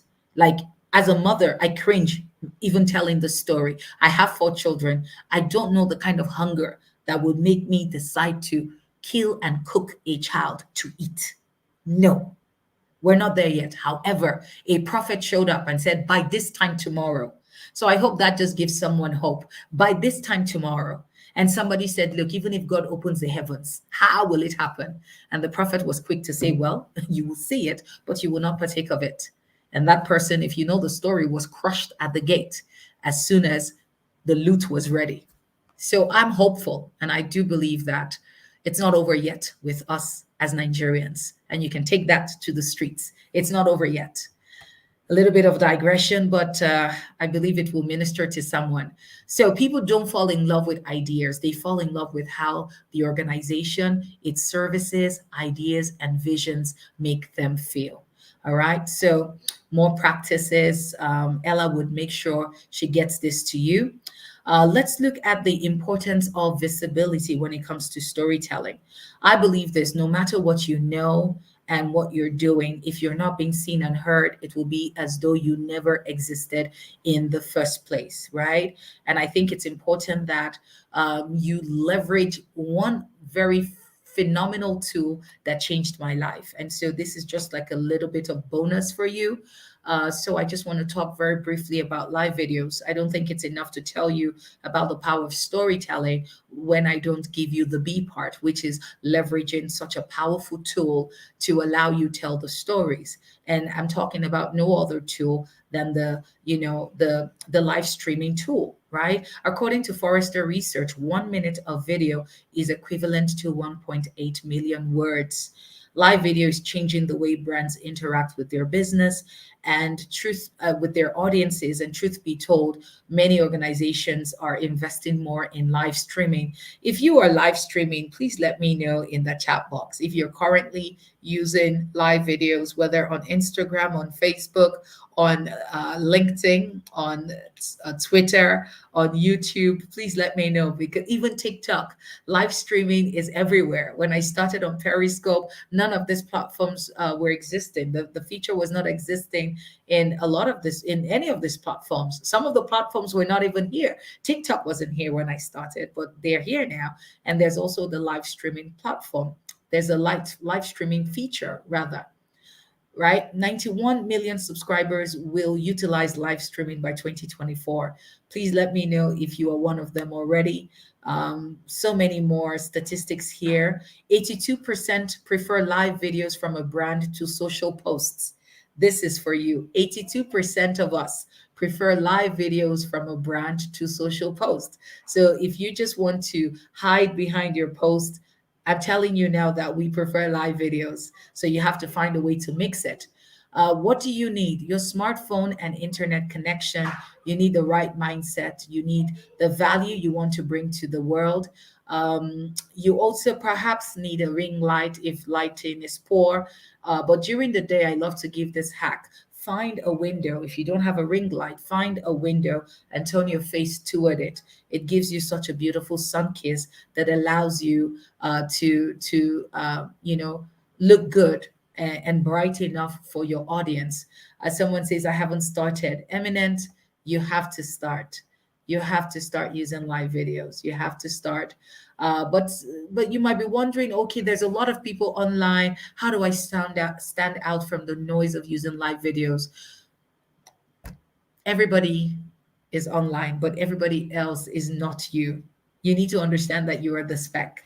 And I'm not even trying to make you feel extra. You are extra, right? And I want you to put that in the chat box. You are extra. You are the speck. You are special. You're unique. There's no one else out there who has your fingerprint or DNA. You have to understand that.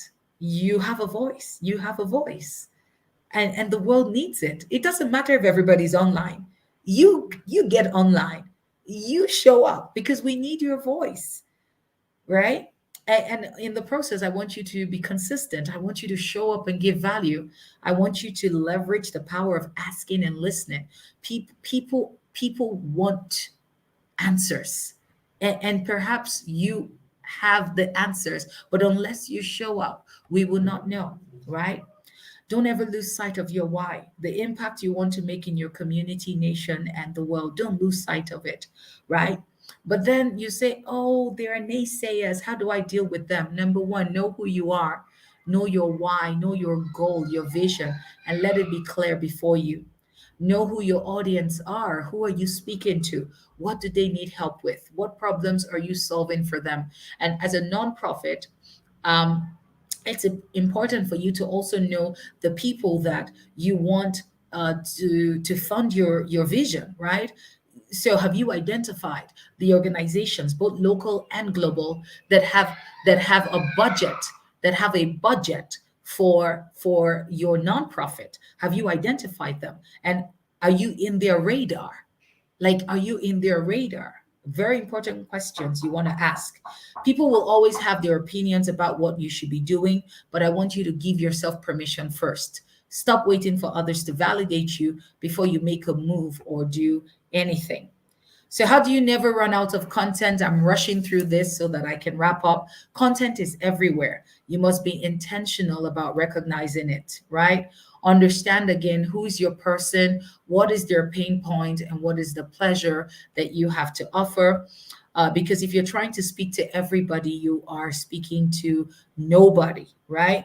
What are your ideal audience losing sleep over? And your ideal audience will fall under, for nonprofits, your ideal audience will fall under those who have the funds to support you, but they don't know where to find you. There are lots of organizations that have a budget for giving back. You know, some call it corporate social responsibility, but they have not identified the organization that is doing the work that they have the funds for. So you need to do this work and show up for them to find you. All right. Okay. So this is very important. So let me just drop this here. When my profile was being read, there was a part where they mentioned a lot of features that I've had over the years, and I'm always very happy to let people know that I didn't get to pay for media attention. Like, they came for me.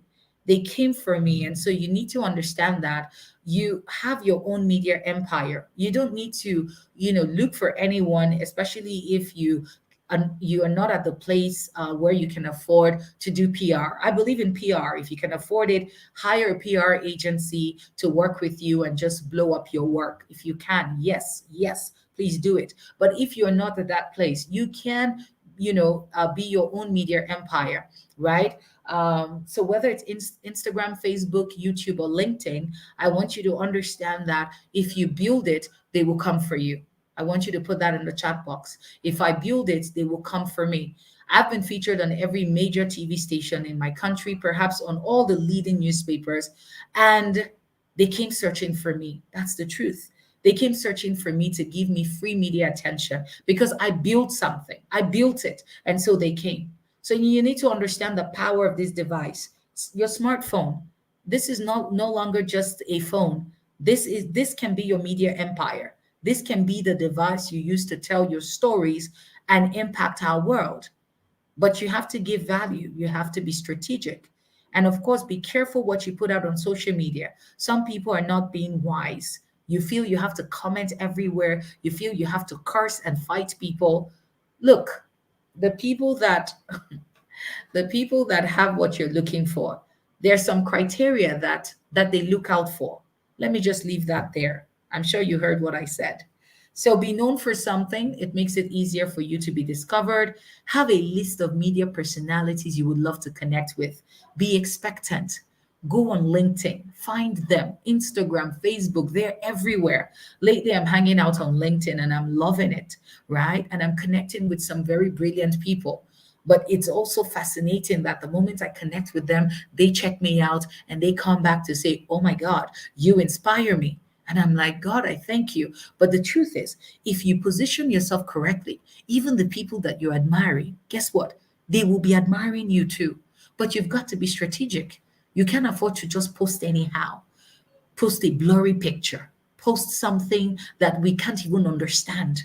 You can't afford to leave things to chance, right? Expectation is the mother of manifestation.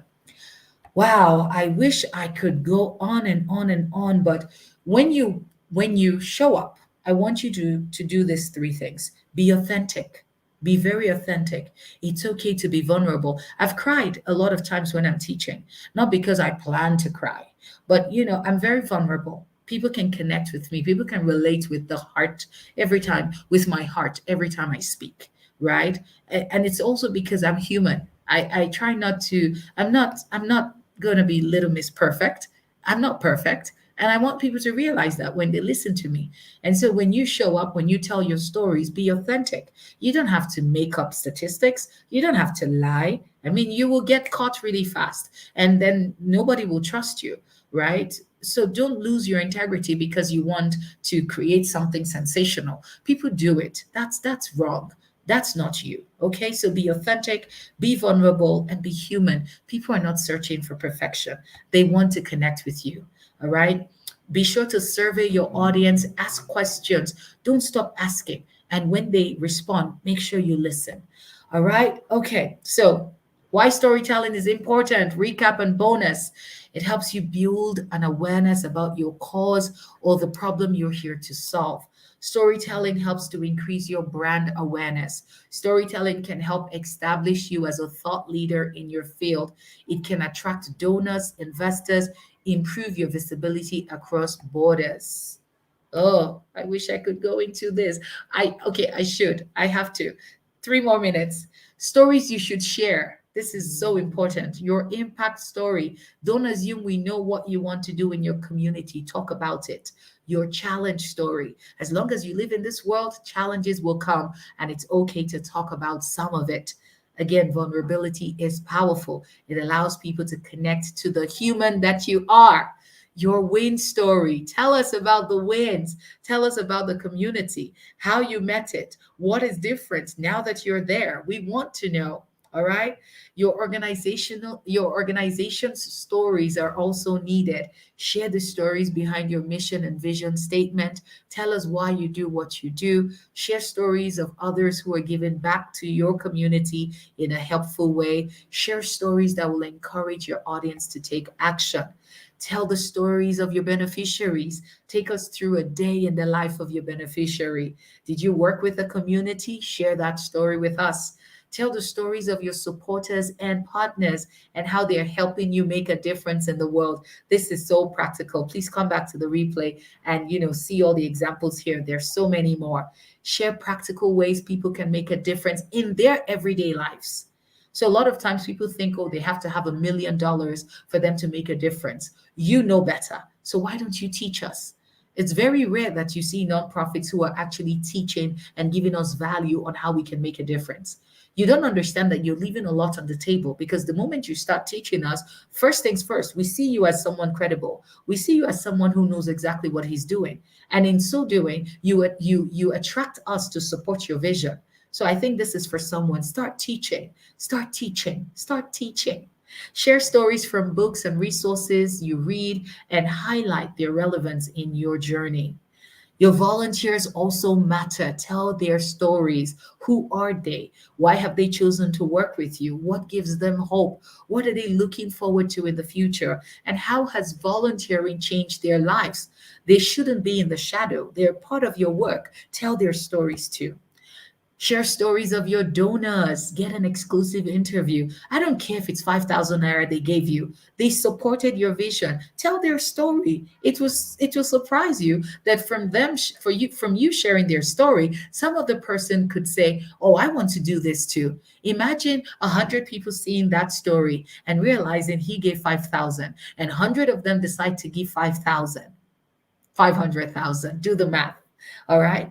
Share stories about your future donors, why they should fund you. Share stories about your organization's future fundraising goals and the difference it will make in the communities and the nations that you're working with. All right. Your stories matter. Your stories never get old. Don't get too familiar with them and think they are irrelevant because you've shared them. The story that Mary talked about, my story that she said she watched on the TEDx platform, I share that story everywhere. That story has taken me across the world, and it's my story and it never gets old. So don't stop talking about your story. Don't say, "Oh, I've shared it so many times. People are probably tired." Remember the mindset? Exactly, right? Your story never gets old. Be generous in your spirit. Storytelling is a selfless gift. It's not about you, it's about giving something special to someone else. You are the gift that the world has been waiting for. And I think it's time you showed up. Thank you. Thank you so much. Thank you. Thank you. Wow, wow, wow, wow, wow, wow, wow. Dr. Naomi. Oh my God. Anyways, let me say I'm not surprised though, because I'm always watching Dr. Naomi's videos on YouTube. See, guys, if you don't want to cheat yourself, just go on YouTube and just type Dr. Naomi, just type her name and her surname. You will see videos you will watch, you'll be tired. Like, you are going to, and they're not just videos, they're like insightful things. Like, you're going to hear things that would spur you to begin to tell your story. Thank you so much, Doctor. Thank you Thank for you. having me. You. God bless you. Thank you so much, ma. I don't know if you have questions. Can we take just one question? If you have one Mm, question, please, just one, because of time, please. And in fact, that one question, it is going to be first come, first served. The first person to drop his or her question is what I'm going to read out. Okay, that's what I'm going to read out. So if you have question, just drop it right there, and I'm going to, pick it out. I think Ella is in the building now. Ella, are you yes, here? Are you here? Can you hear me? Oh, she's gone again. Oh my God. oh dear. She's told me that it's raining in Rwanda and she's been trying to catch up, but I'm To sure she's connect. been again. Wow, thank you so much, Dr. Naomi. Thank And then when you. you Thank you also for said having me. you're going to share your presentation with us, I'm like, oh, bless her heart, bless her heart. Thank you so much, ma'am. Thank you. You're Okay, so I'm welcome. looking through. Okay, so I see one question. Okay, Mm, Ernest says, if you share a yeah. story at what's in your organization show, do you deal with it? Okay, how should you deal Yeah. with it? Yeah, so to be honest, I need to sort of get the details of this story for me to be able to advise. I need to know what story it is and how it's hurting the organization. So, Ernest, if you can actually maybe just DM me, my handle is, Naomi Osemedua. Send me a DM because I really can't say anything until I sort of get the full picture of what story it is and how it's hurting the organization so that I could share ideas on how you can flip things around. So feel free to DM me because I don't think we have enough time, and maybe you're not at liberty to share it publicly. So send me a DM and I will respond. Thank you. Thank you so much, ma'am. Thank you. Okay, so somebody says, please, any resources for storytelling? Okay. Mm, Yes, so I do personally have a course, turning your stories to cash. And what I will do is I will share the link with Ella, and she will get it across to you all. But I do have, and you can actually go to naomiosemedua.com/, store, to actually shop that. Let me see if I can drop the link here. yes, ma'am. Yes, ma'am. We need it. Let me see if I can drop the link here. Okay, it's actually the shop. So I'm gonna look for the particular class. So there is on. So I'm just gonna drop the link directly. So I've got classes on um, live streaming, storytelling. So I'll drop it in the private chat. Then Mary, you can probably drop it Okay, ma'am. here. Okay. Yeah, so there it is. So naomiosemedua.com/shop. So you'll find courses on storytelling, live streaming, on brand visibility. So just knock yourself out, and they're so affordable, right? So I hope you get to invest. You would get a lot of value. And I definitely look forward to the world celebrating you and the beautiful work that you're doing. Thank you. Thank you so much. Thank you so much. Thank you so much, Ma. I think we you have done enough for us. Thank you, thank you so much. So you hear that Thank you, you want Ella. resources on storytelling, you want to improve your storytelling skills. You don't want to just tell stories, but you want to also earn some money like cash telling stories. Guys, go to that website, Naomi said osemedua.com/shop. You're going to get the resources you want. Thank you so much, Dr. Naomi. God Thank bless you, you. We are grateful. Thank everybody. you, Thank ma. you for having me. Thank you, Okay. Ella. Bye. Thank you, ma'am. Wow, ladies and gentlemen, like this is so amazing. For those of you who have not subscribed to this channel, please ensure that you subscribe because there are lots of videos that Ella has done on this channel that can help you, that can help your brand, that can help you to increase what you do. So particularly it's important that you subscribe so that you, and once you subscribe, turn on your notification so that you do not miss out on new videos and new resources once they drop in. Wow, it's been an amazing session today, honestly. And I see that a lot of you have been here, from the very beginning since this event started, and you are still here. Thank you so much. I mean, your presence means a lot. Okay, it means a lot, a lot, a lot, a lot. So thank you so much.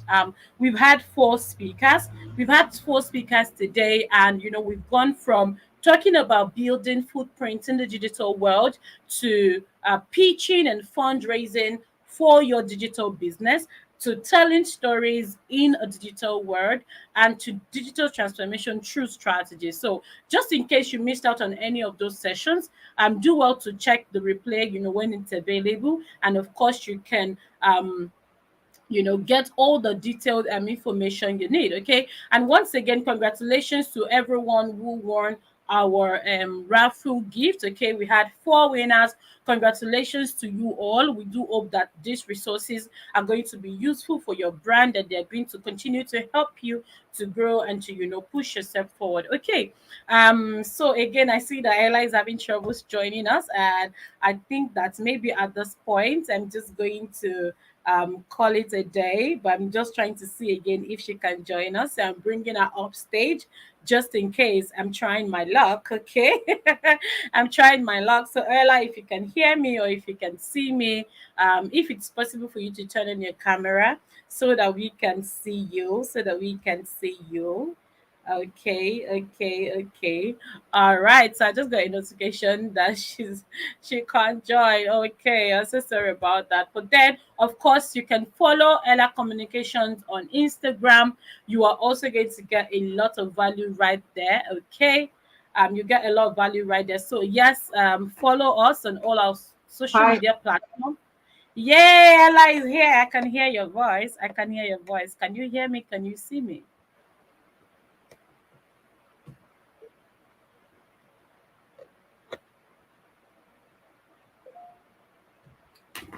I can see you, Ella.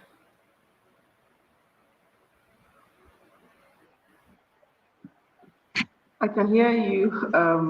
I can see you. I don't know if you guys can hear me. I'm having a very crazy network here today, and I'm so sorry. I can see you. I can hear you. Can you hear me? Yes.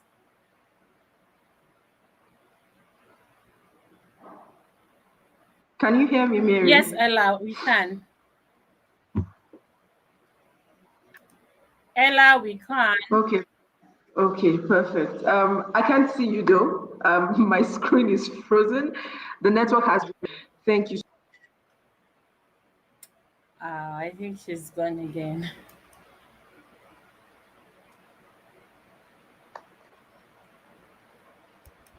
You were back.